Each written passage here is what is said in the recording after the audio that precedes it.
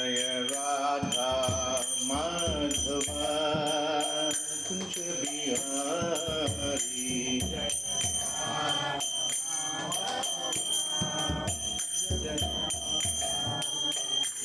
जय राधा माधवा कुंज बिहारी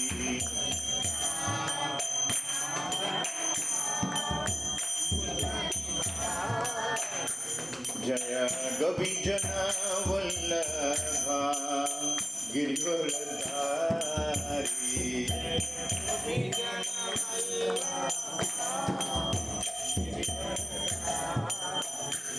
जय गोपीजना वल्लभा गिरिवरधारी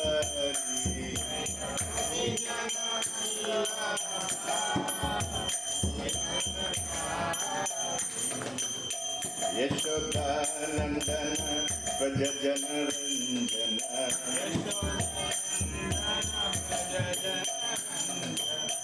यशोदानंदन व्रज जनरंजन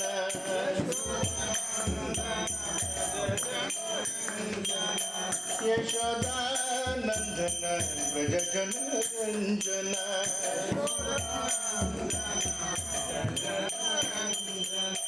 यमुना तीरा वनचारी यमुना तीरा वनचारी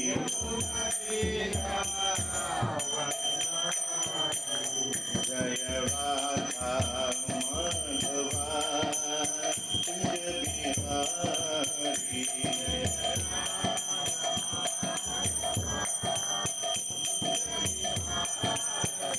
जय श्री कृष्ण चैतन्य प्रभु नित्यानंद श्री अद्वैत गदाधर शिवासादि गौर भक्तवृंद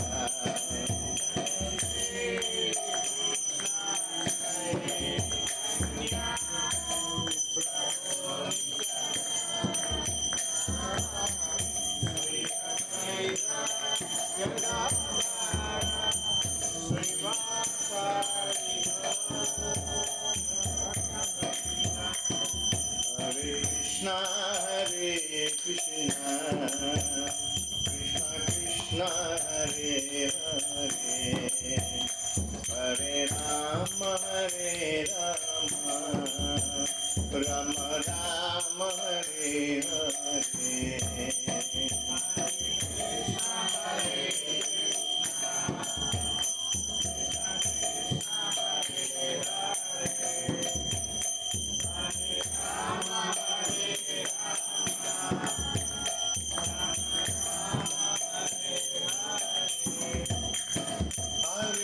Krishna Krishna Krishna Hare Hare Hare Rama Rama Rama Hare Hare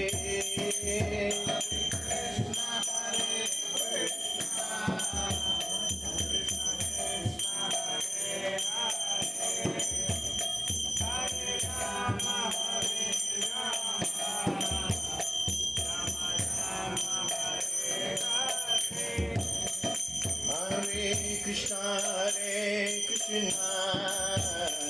Krishna Krishna Hare Hare Hare Rama Rama Rama Hare Hare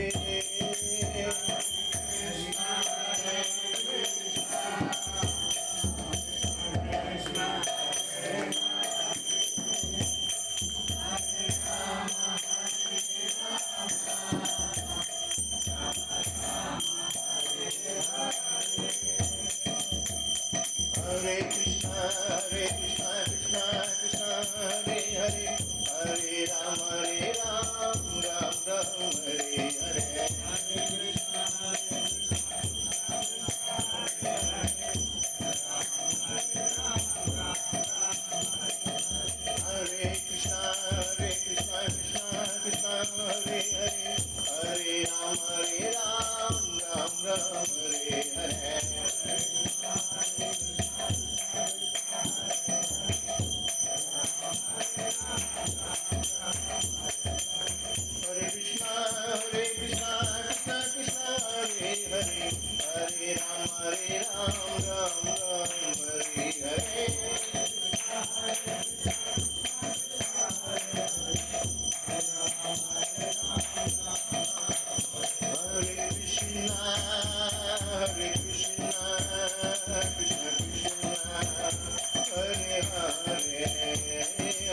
Hare Rama, Rama Rama, Hare Hare, Hare Krishna, Hare Krishna,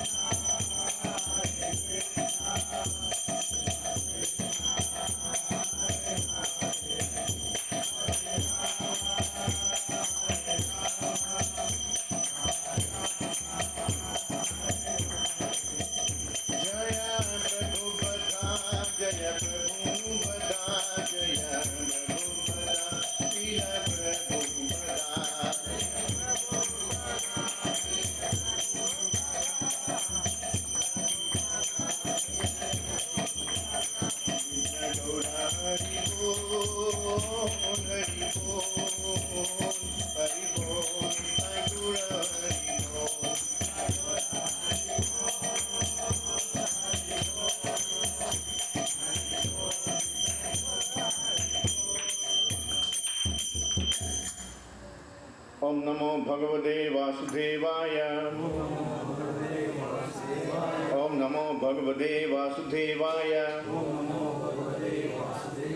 Om Namo Bhagavate Vasudevaya.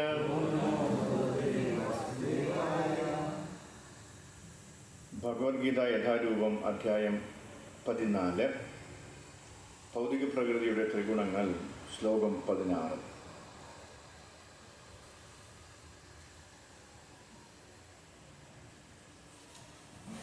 16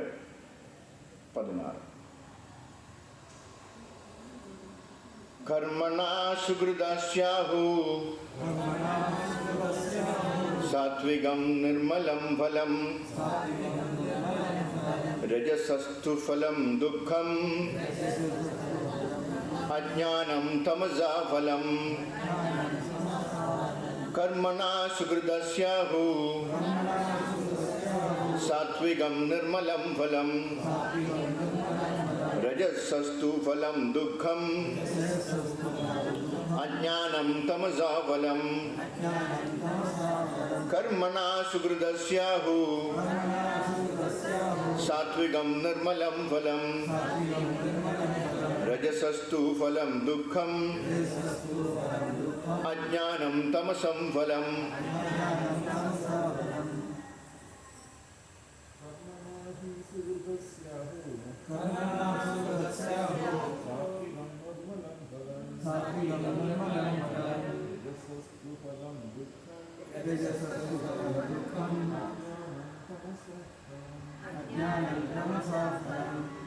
कर्मणा सुकृतस्याहु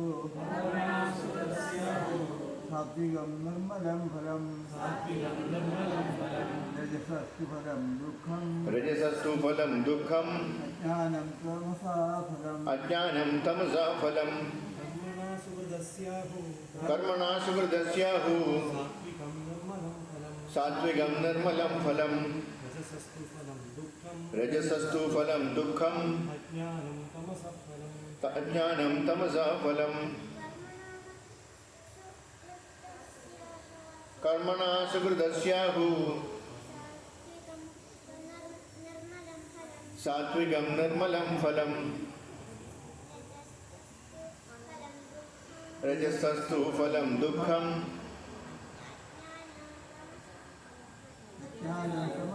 फलं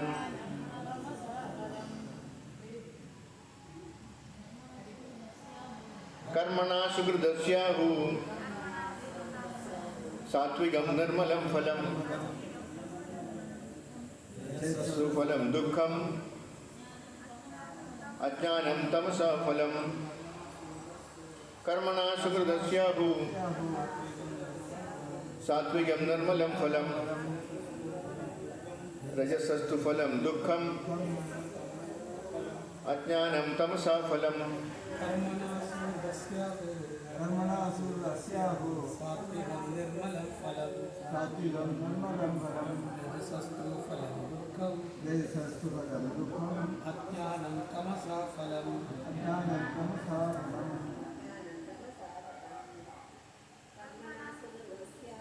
कर्मणा सुकृतस्याहु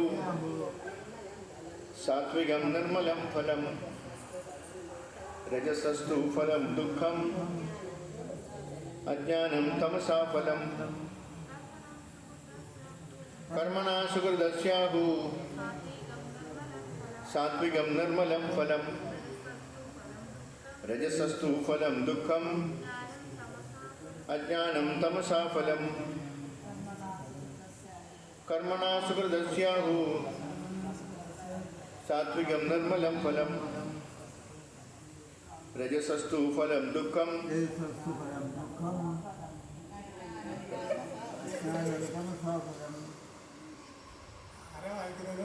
അതാണ് ഞാൻ നിർത്തിയത്.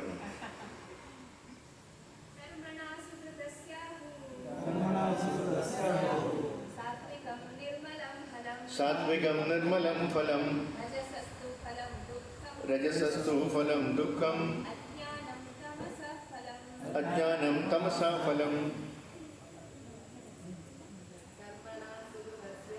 കർമ്മണാ സുകൃതസ്യാഹു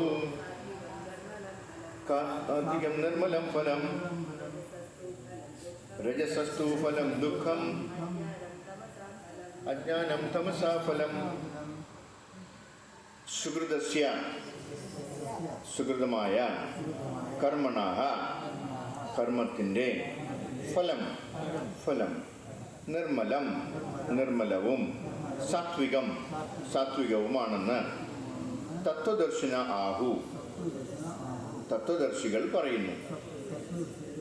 രജസാത്തു രജസിൻ്റെയാകട്ടെ ഫലം ഫലം ദുഃഖം ദുഃഖമാകുന്നു. തമസ് തമസിൻ്റെ ഫലം ഫലം അജ്ഞാനം അജ്ഞാനമാകുന്നു. സൽക്കർമ്മത്തിൻ്റെ ഫലം വിശുദ്ധമാണ്, അത് സാത്വിക ഗുണത്തിലാണെന്ന് പറയപ്പെടുന്നു. രജോ ഗുണത്തിൽ ചെയ്യുന്ന പ്രവൃത്തിയുടെ ഫലം ദുഃഖമാകുന്നു. തമോ ഗുണത്തിലെ പ്രവർത്തനങ്ങളുടെ ഫലം മൗഢ്യവും അജ്ഞാനവുമാകും. ശ്രീല പ്രഭുപാദ് കി ജയ്. ഓം അജ്ഞാനതിമിരന്തസ്യ ജനാർദ്ദനശലാകയാ ചക്ഷുരുന്മീലിതം തസ്മൈ ശ്രീ ഗുരുവേ നമഃ. നമോ ഓം വിഷ്ണുപദായ കൃഷ്ണപ്രസ്ഥായ ഭൂതലേ ശ്രീമതി ഭക്തിവേദാന്ത സ്വാമിനിധി നാമനെ നമസ്തേ സരസ്വതി ദേവി ഗൗരിവാണി പ്രചാരണെ നിർവിശേഷ ശൂന്യവാദി പാശ്ചാത്യുദ്ദേശധാരണെ. जय श्री कृष्ण चैतन्य प्रभु नित्यानंद श्री अद्वैत गदाधर श्रीवासादि गौर भक्त वृंद. हरे कृष्णा कृष्णा कृष्णा हरे हरे हरे राम राम राम हरे हरे कृष्ण. സൽക്കർമ്മത്തിൻ്റെ ഫലം വിശുദ്ധമാണ്, അത് സാത്വിക ഗുണത്തിലാണെന്ന് പറയപ്പെടുന്നു. രജോ ഗുണത്തിൽ ചെയ്യുന്ന പ്രവൃത്തിയുടെ ഫലം ദുഃഖമാകുന്നു. തമോ ഗുണത്തിലെ പ്രവർത്തനങ്ങളുടെ ഫലം മൗഢ്യവും അജ്ഞാനവും. ഭാവാർത്ഥം ജയശ്രീപ്രഭ. സത്വഗുണത്തിൽ ചെയ്യുന്ന കർമ്മങ്ങളുടെ ഫലം വിശുദ്ധങ്ങളാണ്, അല്ലേ? സത്വഗുണം നമ്മൾ രാവിലെ എണീറ്റ് കഴിഞ്ഞാൽ അല്ലേ എല്ലാവരും സത്വഗുണത്തിലായിരിക്കും. പിന്നെ ഈ ആൾക്കാരുമായിട്ടൊക്കെ മിങ്കിൾ ചെയ്യുമ്പോഴാണ് പിന്നെ നമുക്ക് എന്താ വരുന്നത്, കുറച്ച് രജോ ഗുണം വരും, അല്ലേ? പിന്നെ ഈ നമ്മൾ ഈ ആഹാരം കൂടെ കഴിച്ചു കഴിഞ്ഞാൽ കുറച്ച് ആൾക്കാരെ കൂടെ കാണുമ്പോൾ നമുക്ക് എന്ത് വരും, നമുക്ക് തമോ ഗുണം വരും. ഈ മൂന്ന് ഗുണങ്ങളും എല്ലാ ദിവസവും നമുക്ക് എല്ലാവർക്കും വരുന്നുണ്ട്, അല്ലേ? രാവിലെ എണീക്കുമ്പോൾ മംഗളാരതി തൊഴുമ്പോൾ മാത്രമാണ് നമ്മളെല്ലാവരും സാത്വികതയിൽ ഇരിക്കുന്നത്. അത് കഴിഞ്ഞ് ഇങ്ങോട്ട് ഇറങ്ങിക്കഴിഞ്ഞാൽ സ്റ്റെപ്പ് ഇറങ്ങിക്കഴിഞ്ഞാൽ അപ്പം ചിന്ത മാറും, അല്ലേ? പ്രവൃത്തികളും മാറും. തീർച്ചയല്ലേ? പ്രത്യേകിച്ച് വീട്ടിൽ വന്ന് കയറിയ ഉടനെ നമുക്ക് രജോ ഗുണം വരും, പിന്നെ കുറച്ച് കഴിയുമ്പോൾ തമോ ഗുണം വരും. അപ്പോൾ അതാണ് ഇവിടെ പറയുന്നത്, സത്വഗുണത്തിൽ ചെയ്യുന്ന കർമ്മങ്ങളുടെ ഫലം വിശുദ്ധങ്ങളാണ്. അപ്പോൾ സത്വഗുണത്തിൽ നമ്മൾ എന്ത് ചെയ്തു കഴിഞ്ഞാലും പക്ഷേ അത് വിശുദ്ധമായിരിക്കും, ശുദ്ധമായിരിക്കും. തന്മൂലം മോഹമുക്തരായ ഋഷികൾ സന്തുഷ്ടരാണ്. കാര്യം എന്താണ്? അവരെപ്പോഴും സത്വഗുണത്തിൽ തന്നെ വർത്തിക്കുന്നത് കൊണ്ടാണ്. അവർക്ക് ഈ മെറ്റീരിയൽ വേൾഡുമായിട്ട് ബന്ധമില്ലാത്ത കാര്യം അതുകൊണ്ടാണ്, അല്ലേ? അവർക്ക് ബന്ധപ്പെടാൻ താല്പര്യമില്ല. ഈ ഹിമാലയത്തിൽ കിടക്കുന്ന സന്യാസിമാരാണെങ്കിലും അവർക്ക് അവിടെ കലണ്ടറോ കാര്യങ്ങളോ ഒന്നുമില്ല, അല്ലേ? കലണ്ടറോ മണിയോ ഒന്നുമില്ല, സമയമോ ടൈമൊന്നുമില്ല. പക്ഷേ എങ്കിലും എന്താണ് നടക്കുന്നത് അവിടെ? കുംഭമേള കറക്റ്റ് സമയത്ത് അവർ ആ മഞ്ഞിൻ്റെ അടിയിൽ നിന്ന് ഇറങ്ങി വന്ന്, അല്ലെ, ഹിമാലയത്തിന് താഴെ വന്ന് അവർ ആ കുംഭമേളയിലെത്തും. എവിടെയാണെന്ന് പോലും അവർക്കറിയത്തില്ല, അല്ലേ? എവിടെയാണെങ്കിലും ആ സമയത്ത് അവരവിടെ എത്തിയിരിക്കും. അവർക്ക് എങ്ങനെ വരാൻ പറ്റുന്നു, അല്ലേ? അവരെപ്പോഴും സാത്വിക ഗുണത്തിൽ തന്നെയാണ്. മഞ്ഞിൻ്റെ മലയ്ക്കകത്താണ് ഇരിക്കുന്നത്, അല്ലേ? നമുക്ക് ആ ഹിമാലയത്തിൻ്റെ മുകളിൽ പോയിട്ട് അവിടുത്തെ ആ തണുപ്പ് പോലും നമുക്ക് സഹിക്കാൻ പറ്റില്ല. അവർ ഈ മഞ്ഞൊക്കെ തുരന്ന് അതിനകത്ത് കയറി ഇരുന്നിട്ടാണ് അവർ തപസ് ചെയ്യുന്നത്, അല്ലേ? അല്ലെങ്കിൽ ഭഗവാനെ ധ്യാനിക്കുന്നത്. അല്ലേ? അപ്പോൾ അവർ എപ്പോഴും ആ സത്വഗുണത്തിൽ തന്നെ ആയതുകൊണ്ടാണ് അവർക്ക് അത് പിടിച്ചു നിൽക്കാൻ പറ്റുന്നത്. നേരെ മറിച്ച് അവർക്ക് രജോ ഗുണം തമോ ഗുണം വന്നെങ്കിൽ അവർക്ക് അതിനകത്ത് കിടക്കാൻ പറ്റില്ല, അല്ലേ? അവർക്ക് അതിനകത്ത് വർദ്ധിക്കാൻ പറ്റില്ല. പക്ഷേ അവർ ആ കറക്റ്റ് സമയത്ത് അവർക്കൊരു ഉൾവിളി ഉണ്ടാവുകയും അവർ ആ കുംഭമേളയിലേക്ക് പങ്കെടുക്കാനായിട്ട് വരികയും ചെയ്യുന്നുണ്ട്. തന്മൂലം മോഹമുക്തരായ ഋഷികൾ സന്തുഷ്ടരാണ്. രജോ ഗുണ സ്വഭാവമുള്ള കർമ്മങ്ങളാവട്ടെ തികച്ചും ദുഃഖകരങ്ങളാണ്, അല്ലേ?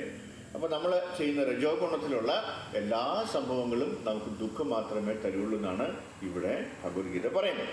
രജോ ഗുണ സ്വഭാവമുള്ള കർമ്മങ്ങളാവട്ടെ തികച്ചും ദുഃഖകരങ്ങളാണ്. ഭൗതിക സുഖത്തിന് വേണ്ടി ചെയ്യപ്പെടുന്ന ഏതു പ്രവൃത്തിയും പരാജയത്തിനെ വഴിവെക്കൂ, അല്ലേ? നമ്മൾ 60% കാര്യങ്ങളും ചെയ്യുന്നതും ഭൗതിക സുഖത്തിന് വേണ്ടിയാണ്. ഇന്നലെ പ്രഭുപാദരുടെ ഇത് ഗ്ലോറിഫിക്കേഷനിടയിൽ ആരോ പറയുന്നുണ്ടായിരുന്നു, അത് ഞാൻ പിന്നീട് നോക്കിയതാണെന്നറിയില്ല. അദ്ദേഹം എപ്പോഴും ജപിച്ചുകൊണ്ടാണ് ഇരിക്കുന്നത്, അല്ലേ? അല്ലെങ്കിൽ അദ്ദേഹം എഴുതിക്കൊണ്ടിരിക്കും, അല്ലെങ്കിൽ അദ്ദേഹം ഭഗവത്ഗീത ഭാഗവതം വായിച്ചുകൊണ്ടിരിക്കും, അല്ലേ? അദ്ദേഹം തന്നെ പറയുന്നത് എന്താണ്? ഞാനത് ചെയ്യുന്നില്ലെങ്കിൽ ഞാൻ ഇന്ദ്രിയ സുഖത്തിലായിരിക്കും. അതായത് ഭഗവാന്റെ കാര്യം അല്ല ഞാൻ ചെയ്യുന്നതെങ്കിൽ എപ്പോഴും അദ്ദേഹം എന്തായിരിക്കും? ഇന്ദ്രിയ സുഖത്തിൽ ഞാൻ ഏർപ്പെടും. അതുകൊണ്ടാണ്, അല്ലേ, അദ്ദേഹം എപ്പോഴും ഒന്നുകിൽ ജപിച്ചുകൊണ്ടിരിക്കും, അല്ലെങ്കിൽ എഴുതിക്കൊണ്ടിരിക്കും, അല്ലെങ്കിൽ വായിച്ചുകൊണ്ടിരിക്കും. എപ്പോഴും ആ ഭഗവാന്റെ കാര്യത്തിലും ആ കാര്യവുമായിട്ട് എപ്പോഴും ഇങ്ങനെ ബന്ധപ്പെട്ടിരിക്കാനാണ് അദ്ദേഹത്തിന് താല്പര്യം. ഒരു നിമിഷം അദ്ദേഹം മിണ്ടാതിരുന്നു കഴിഞ്ഞാൽ അദ്ദേഹം ഇന്ദ്രിയ സംതൃപ്തിയിലാണെന്നാണ് അദ്ദേഹം തന്നെ പറയുന്നത്. നോക്കണേ, അത്രയും എലിവാഴ്ചയിലായിട്ടുള്ള ഭക്തനാണ് പറയുന്നത്. ദുഃഖകരങ്ങളാണ്. ഭൗതിക സുഖത്തിന് വേണ്ടി ചെയ്യപ്പെടുന്ന ഏത് പ്രവൃത്തിയും പരാജയത്തിനെ വഴിവെക്കും. ഒരു ഉദാഹരണം, ഒരാൾ അമ്പരചുംബിയായ ഒരു കെട്ടിടം പണിയാൻ ആഗ്രഹിക്കുന്നു. അങ്ങനെ ഒരു സൗധം നിർമ്മിക്കാൻ എത്ര മനുഷ്യർ കഠിനമായി ക്ലേശിക്കണം. വീട്ടുടമയ്ക്ക് ഇതിനു വേണ്ട ധനം സമ്പാദിക്കാനും വളരെ ക്ലേശിക്കേണ്ടി വരും, അല്ലേ? ഇപ്പോൾ ഗൾഫിലൊക്കെ പോകുന്ന ആൾക്കാരുടെ രണ്ട് കാര്യങ്ങളാണ് അവരുടെ മുന്നിലുള്ളത്. എന്തൊക്കെയാണ്? ഒന്ന്, സ്വന്തമായിട്ടൊരു കൂര വയ്ക്കണം. കൂര വയ്ക്കണം എന്ന് പറഞ്ഞാൽ ഇവിടുന്ന് കയറുന്നത്, ട്രിവാൻഡ്രം എയർപോർട്ടിൽ നിന്ന് കയറുമ്പോൾ കൂര വയ്ക്കണം എന്നേ പറയുള്ളൂ. ഒരു കൂര വയ്ക്കണം, പിന്നെ ഒരു പെണ്ണ് കെട്ടണം, അല്ലേ? കൂര വെച്ചാൽ അതിനകത്ത് താമസിപ്പിക്കാൻ പറ്റും, അല്ലേ? അത് കഴിഞ്ഞിട്ടാണ് പെണ്ണ് കെട്ടുന്നത്. ഈ 2 കാര്യം കൊണ്ടാണ് ഓരോ പ്രവാസികളും ഇവിടുന്ന് ഗൾഫിലേക്ക് കയറുന്നത്. ഞാനും അങ്ങനെ തന്നെയായിരുന്നു, അല്ലേ? ഞാൻ പോയപ്പോൾ എനിക്ക് 5 കൊല്ലത്തെ അവധിയാണ് എൻ്റെ അച്ഛൻ തന്നത്, അല്ലേ? 5 കൊല്ലം അത് കഴിയുമ്പോൾ ഇനി പോരണം എന്ന് പറഞ്ഞു. അപ്പോൾ നമ്മൾ കാൽക്കുലേഷനൊക്കെ ചെയ്തു, അല്ലേ? ഈ 5 കൊല്ലം കൊണ്ട് ഇത്ര കിട്ടുകയാണെങ്കിൽ ഇത്ര സമ്പാദിക്കാം, അങ്ങനെയാണെങ്കിൽ ഒരു കുറച്ച് സ്ഥലം മേടിച്ച് അവിടെ വീട് വയ്ക്കാം, അല്ലേ? അത് കഴിഞ്ഞാൽ പിന്നെ ബാക്കിയുള്ള പൈസ കൊണ്ട് കല്യാണം കഴിക്കാം എന്നൊക്കെ പറഞ്ഞിട്ടാണ് നമ്മൾ പോയത്. ഈ 5 കൊല്ലം കഴിഞ്ഞപ്പോൾ ഇതിൻ്റെ പകുതി പോലും ആയില്ല, അല്ലേ? നമ്മളെ ബഡ്ജറ്റിൻ്റെ പകുതി പോലും ആയില്ല. അതായത് ബഡ്ജറ്റ് അങ്ങനെ കൂടിക്കൊണ്ടിരിക്കും. ഈ കൂര എന്നു പറഞ്ഞിട്ടല്ലേ പോയത്? ഇവിടുന്ന് ഫ്ലൈറ്റ് കയറി അവിടെ ചെന്ന് 1 മാസം ശമ്പളം വാങ്ങിച്ചപ്പോൾ അത് 2 നിലയായി. ആ കൂരയൊക്കെ ഒരൊറ്റ ദിവസം കൊണ്ട് 1 മാസം കൊണ്ട് 2 നിലയായി. പൈസ ഇങ്ങനെ വന്നുകൊണ്ടിരിക്കുമല്ലോ. അപ്പോൾ 2 നില കിട്ടാനായിട്ട് എന്താണ് പ്ലാൻ? ആ പ്ലാനൊക്കെ വരപ്പിച്ച് എല്ലാം റെഡിയാക്കി 5 സെൻറ്റ് സ്ഥലവും 10 സെൻറ്റ് 7 സെൻറ്റ് സ്ഥലമൊക്കെ വാങ്ങിയിട്ടു. അതിനിടയ്ക്ക് അച്ഛൻ എല്ലാ ദിവസവും പോയിട്ട് അതൊന്ന് നിരപ്പാക്കി അത് ചെടിയൊക്കെ വെച്ച് കാര്യങ്ങളൊക്കെ ശുശ്രൂഷിച്ചുകൊണ്ടിരുന്നു, അല്ലേ? അച്ഛനും സ്വപ്നം കണ്ടുകൊണ്ടിരുന്നു അവിടെ ഒരു ബംഗ്ലാവിൽ പോരും, അല്ലേ? നമ്മൾ 2 നിലയെ പറഞ്ഞാൽ അച്ഛൻ ബംഗ്ലാവാണ് സ്വപ്നം കണ്ടത്. അങ്ങനെ അതിനു വേണ്ടി അപ്പോൾ ഇത്രയാണ് ബഡ്ജറ്റ്. ഇങ്ങനെ ഉണ്ടാക്കിയിട്ടും അത് തികയുന്നില്ല. അപ്പോൾ പിന്നെ എന്ത് ചെയ്തു? ഈ 5 കൊല്ലം എന്നുള്ളത് 5 കൊല്ലം കൊണ്ട് അച്ഛൻ തന്നെ എക്സ്റ്റൻഷൻ തന്നു. അച്ഛൻ ഇവിടെ പിരിഞ്ഞു നിൽക്കാൻ പറ്റാത്തതുകൊണ്ടാണ് നമുക്ക് 5 കൊല്ലം എങ്ങനെയെങ്കിലും കഷ്ടപ്പെട്ട് തന്നത്. അത് 5 കൊല്ലത്തിന് പകരം 10 കൊല്ലമാക്കി. എൻ്റെ സ്വന്തം അനുഭവമാണ് ഞാൻ പറയുന്നത്. എല്ലാ പ്രവാസികളുടെയും കാര്യം അത് തന്നെ. അപ്പോൾ പിന്നെ അതിനകത്തുള്ള ഫിറ്റിങ്സും കാര്യങ്ങളൊക്കെ ഇങ്ങനെ വളരെ നല്ല മൂടി തേക്കായിരിക്കണം എന്നൊക്കെ പറഞ്ഞ് വീണ്ടും ഒരു 5 കൊല്ലം കൂടെ എക്സ്റ്റൻഷൻ വേണ്ടി വന്നു അതിന്, അല്ലേ? അപ്പോൾ 15 കൊല്ലം അങ്ങനെ എക്സ്റ്റെൻഡ് ചെയ്ത് ഏതാണ്ട് 32 കൊല്ലം. 5 കൊല്ലം എന്ന് പറഞ്ഞ് പോയതാണ്. നോക്കണേ. അപ്പോൾ ഓരോ ആളുടെ ആഗ്രഹങ്ങൾക്ക് ഒരു അറുതിയും വരുന്നില്ല. ആഗ്രഹങ്ങൾ കൂടുന്തോറും ദുഃഖമാണ് നമുക്ക് തരുന്നത്. അത് തന്നെയാണ് ഇവിടെ കറക്റ്റായിട്ട് ഇവിടെ പ്രഭുപാദർ പറഞ്ഞു. എന്താണ്? കെട്ടിടം പണിയാൻ ആഗ്രഹിക്കുന്നു. അങ്ങനെ ഒരു സൗധം നിർമ്മിക്കാൻ എത്ര മനുഷ്യർ കഠിനമായി ക്ലേശിക്കണം. വീട്ടുടമയ്ക്ക് ഇതിന് വേണ്ട ധനം സമ്പാദിക്കാനും വളരെ ക്ലേശിക്കേണ്ടി വരുന്നു. എന്നിട്ട് ഇതെല്ലാം വച്ചിട്ട് നമ്മൾ അതിലാകപ്പാടെ കിടന്ന് എത്ര ദിവസം അറിയോ? ഒരേ ഒരു ദിവസം. ഇത്രയും കാലമായിട്ട് ആ വീട്ടിനകത്ത് ഒരു ദിവസമാണ് കിടന്നത്. അതെന്താണ്? പാലുകാച്ചിൻ്റെ തലേദിവസം, അല്ല, പാലുകാച്ചിൻ്റെ അന്ന് അവിടെ കിടക്കണമെന്നൊരു നിയമമുണ്ടല്ലോ. അതുകൊണ്ടാണ് അവിടെ കിടന്നത്. അതിൻ്റെ പിറ്റേന്ന് രാവിലെ കയറി അടുത്ത ഫ്ലൈറ്റിൽ കയറി പോവുകയും ചെയ്തു, അല്ലേ? ഇതാണ് ഓരോ പ്രവാസി, അല്ലേ? ആ വീട് വയ്ക്കാനുണ്ട്. പിന്നെ ഞാൻ ഇത്രയും കാലം വർക്ക് ചെയ്തെന്ന് പറഞ്ഞപ്പോൾ അത് കഴിഞ്ഞിട്ട് പിന്നെ ലോൺ എടുത്തു, അല്ലേ? അത് അടയ്ക്കണം, അല്ലേ? അപ്പോൾ അതിങ്ങനെ അടച്ചുകൊണ്ടിരിക്കും. അങ്ങനെ എന്നെ പോലെ ഈ സൗധങ്ങൾ അല്ലെങ്കിൽ കൊട്ടാരങ്ങളിൽ അല്ലെങ്കിൽ എന്താണ് ഇരുന്നല്ല മാളികളൊക്കെ വെച്ച ആൾക്കാർ ഇപ്പോൾ വന്നിട്ട് ഇതാ ഇങ്ങനെ ഇരിക്കുകയാണ്. അത് പെയിൻറ്റ് ചെയ്യണമെന്നുണ്ടെങ്കിൽ 2 ലക്ഷം രൂപ വേണം അല്ലേ? ഇപ്പോൾ ഒരു 5 കൊല്ലം കഴിഞ്ഞ് കഴിഞ്ഞാൽ അതിൻ്റെ മെയിൻ്റനൻസ് അല്ലേ നമുക്കിവിടെ അറിയാം. ഇവിടെ ഹരികൃഷ്ണ പ്രഭു പെടുന്നതൊക്കെ നമുക്കറിയാം അല്ലേ? അതിൻ്റെ പുറകെ നടക്കണം. അങ്ങനെ ഇരിക്കുമ്പോൾ കക്കൂസ് ചോരും അല്ലേ? പിന്നെ നോക്കുമ്പോൾ ടാങ്ക് ചോരും. ഇങ്ങനെ ചോർന്ന് നമ്മളെ പാക്കറ്റും ചോർന്നുകൊണ്ടിരിക്കും അല്ലേ? അതിനെയൊക്കെ വീണ്ടും നമ്മൾ വേറെ കടമടിക്കേണ്ടി വരും. ഇപ്പോൾ ഈ അടുത്ത കാലത്ത് എൻ്റെ ഒരു ഫ്രണ്ട് പറഞ്ഞാണ്, പുള്ളിക്കാരൻ ഇതുപോലെ പെരുമ്പാവൂരെങ്ങാണ്ട് ഒരു വീട് വെച്ചിട്ടിരിക്കുക. ഇതിനിടയ്ക്ക് പുള്ളി വന്നിട്ട് പോവും, തിരിച്ചു പോകാനായിട്ട് വന്നിട്ട് അപ്പോൾ പുള്ളി പറയുകയാണ് അത് നന്നാക്കണമെങ്കിൽ 8 ലക്ഷം രൂപ വേണം.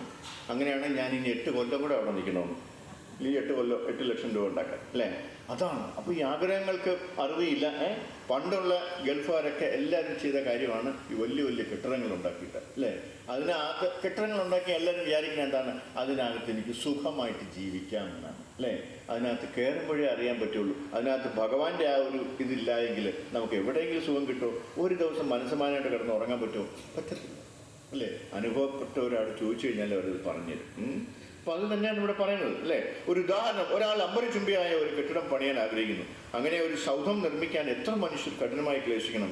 വീട്ടുടമയ്ക്ക് ഇതിനു വേണ്ട ധനം സമ്പാദിക്കാനും വളരെ ക്ലേശിക്കേണ്ടി വരുന്നു. വീട് പണിയുന്നവരുടെ കായികാധ്വാനത്തിന് കണക്കില്ല, ക്ലേശങ്ങൾ ഏറെയുണ്ട്.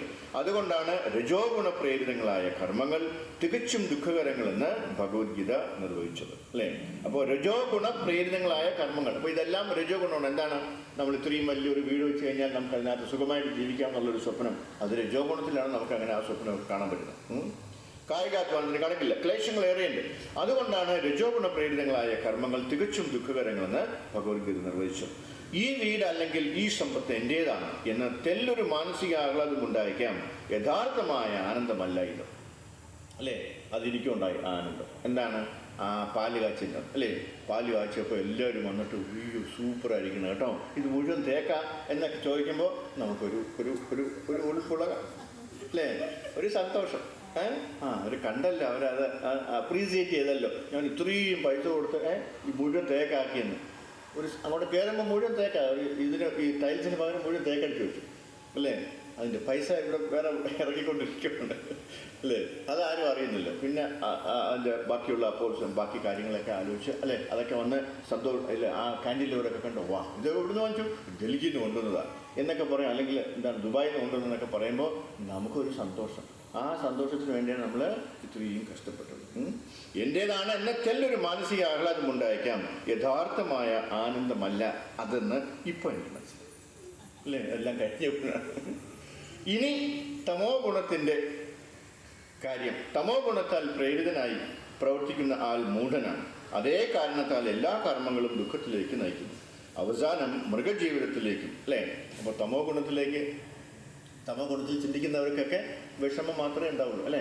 അവർക്ക് ഒരിക്കലും ഒരു സന്തോഷം ഉണ്ടാവില്ല. അവർ സന്തോഷത്തിന് വേണ്ടിയാണ് ആ തമോ ഗുണത്തിൽ ആയിട്ടതെല്ലാം പ്രവർത്തിക്കുന്നതെങ്കിലും അവരെല്ലാവരും മൂഢന്മാരാണെന്നാണ് ഇവിടെ പറയുന്നത്. ഇനി തമോ ഗുണത്തിൻ്റെ കാര്യം. തമോ ഗുണത്തിൽ പ്രേരിതനായി പ്രവർത്തിക്കുന്ന ആൾ മൂഢനാണ്. അതേ കാരണത്താൽ എല്ലാ കർമ്മങ്ങളും ദുഃഖത്തിലേക്ക് നയിക്കുന്നു, അവസാനം മൃഗജീവിതത്തിലേക്കും. മൃഗങ്ങളുടെ ജീവിതം എപ്പോഴും ദുരിതപൂർണമാണ് അല്ലേ?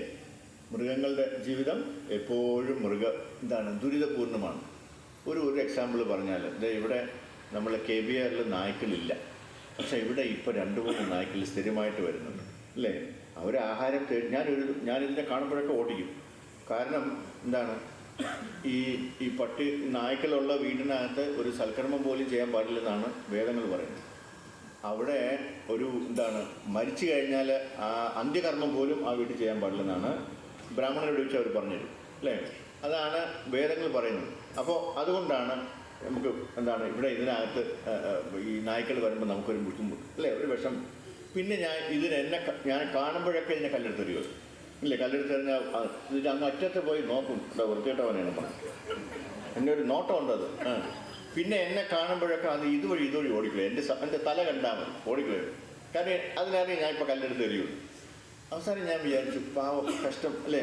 ഇത് നമ്മളിവിടെ കൊണ്ടിടുന്ന ഈ എച്ചിൽ അല്ലേ, അതിൻ്റെ ആഹാരത്തിൻ്റെ ബാക്കി കഴിക്കാൻ എന്തെങ്കിലും കിട്ടുമെന്ന് പറഞ്ഞ് ഓടി വരുന്നതാണ്. അതിനെയൊക്കെ നമുക്ക് ആകെപ്പാടെ ഒരു വിഷമം എന്ന് പറഞ്ഞാൽ ഇതിവിടെയൊക്കെ അപ്പിയിട്ട് വയ്ക്കും. അതാണ് പ്രശ്നം. നമുക്ക് ആകെപ്പാടെ ഒരു പ്രശ്നം. അതല്ലെങ്കിൽ അത് ഓടിക്കണം. പിന്നെ പിന്നെ ഞാൻ അതിനെ എറിയാതായി. പിന്നെ ഞാൻ എന്നെ കണ്ടു കഴിഞ്ഞാൽ ഒന്ന് നോക്കിയിട്ട് വീണ്ടും കിടന്നു തുടങ്ങും. അത് കല്ലെടുത്ത് എറിയില്ലെന്ന് മനസ്സിലായി. ഇപ്പോൾ അത് ഈ കാറിൻ്റെ അടിയിലൊക്കെയാണ് കിടപ്പ് സുഖമായിട്ട്. അപ്പോൾ അതിൻ്റെ ചൂടൊക്കെ സുഖിച്ച് അല്ലേ, നമ്മൾ എ സിയിട്ട് കിടക്കുന്ന പോലെയാണ് അത് സുഖമായിട്ട് അവിടെ കിടന്നു തുടങ്ങും. അപ്പോൾ അത് സ്ഥിരമാക്കി ഇപ്പോൾ ഒരുത്തൻ. അപ്പോൾ അതാണ് മൃഗങ്ങളുടെ അല്ലേ, മൃഗങ്ങളുടെ ജീവിതം ഒക്കെ എപ്പോഴും ദുരിതപൂർണ്ണമാണ്. അവർക്ക് എന്തെങ്കിലും കിട്ടിയാൽ കിട്ടി. മായാശക്തിയാൽ സമ്മോഹിതരായത് മൂലം അവർ അക്കാര്യം അറിയുന്നില്ലെന്നേ ഉള്ളൂ. പാവപ്പെട്ട മൃഗങ്ങളെ കൊല്ലുന്നതും തമോ ഗുണത്താൽ തന്നെ അല്ലേ. അപ്പോൾ നമ്മൾ എന്ത് ചെയ്യും, ഈ തമോ ഗുണത്തിൽ ആവുമ്പോഴാണ് നമ്മൾ എന്ത് ചെയ്യുന്നു, ഈ മര്യാദയ്ക്ക് ഓടി നടക്കുന്ന കോഴികളെയൊക്കെ നമ്മൾ തല്ലിക്കൊന്ന് തിന്നുന്നത്. അപ്പോൾ ഇവിടെ തന്നെ പറയുന്നത് എന്താ പറയുന്നത്, നമ്മൾ ഈ തല്ലിക്കുന്ന കോഴികളൊക്കെ അവർ പിന്നെ വീണ്ടും ഒരു ജന്മത്തിൽ അവർ വെയിറ്റ് ചെയ്യും അല്ലേ. എന്നെ തല്ലിക്കൊന്നവനൊക്കെ ഇപ്പോൾ കോഴിയായിട്ട് വരണമല്ലോ എന്ന് പറഞ്ഞു അല്ലേ. അതാണ് നമ്മൾ എന്താണ് പറയുന്നത്, എന്താണ്, കൊന്നാൽ പാപം തിന്നാൽ തീരും. നമ്മളതും ആ എക്സ്ക്യൂസും പറഞ്ഞിട്ടാണ് എന്താണ് ഇത് ഇത്രയും കാലം ദൂരം തല്ലിക്കൊന്നുകൊണ്ടിരുന്നത്. പക്ഷേ അതിൻ്റെ യഥാർത്ഥത്തിലുള്ള സത്യം അറിയുമ്പോഴാണ് അങ്ങനെയാണല്ലേ എന്ന് നമ്മൾ ആലോചിക്കുന്നത്. എന്താണ് സത്യം? സത്യം ആണ് പറഞ്ഞ എന്താണ്, കൊന്നാൽ പാപം തിന്നാൽ തീരും. ഇപ്പം നമ്മൾ ഈ കോഴിയെ തല്ലിക്കൊന്നു, അത് തിന്നു അല്ലേ. അപ്പം നമ്മൾ വിചാരിക്കും പാവമൊക്കെ നല്ലിഫൈ ആയി. അങ്ങനെയല്ല. ഈ കോഴികൾ ഇനി എന്തെങ്കിലും മനുഷ്യരായി ജനിക്കും. അപ്പോൾ നമ്മൾ എന്ത് ചെയ്യും, നമ്മളിങ്ങനെ ജനിച്ചുകൊണ്ടിരിക്കുക.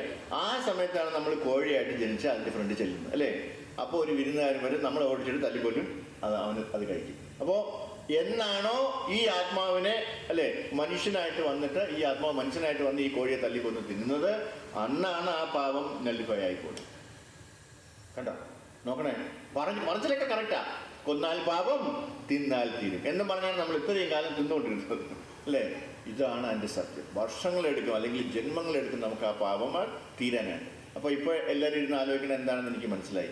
എത്രമാത്രം കോഴികളെ ഞാൻ തല്ലിക്കൊന്നിട്ടുണ്ടോ അല്ലേ. അത്രയും മാത്രം നമുക്ക് ഒരു ജന്മത്തിൽ ഒരു കോഴിക്കല്ലേ നമുക്ക് തിന്നാൻ പറ്റുള്ളൂ അല്ലേ. എല്ലാവർക്കും കൂടെ ഒരു ജന്മം എടുത്താൽ പറ്റുമോ? പറ്റത്തില്ല അല്ലേ. അപ്പോൾ ഇത്രയും ജന്മം നമ്മൾ എടുക്കേണ്ടതായിട്ടുണ്ട് ഇനി അല്ലേ.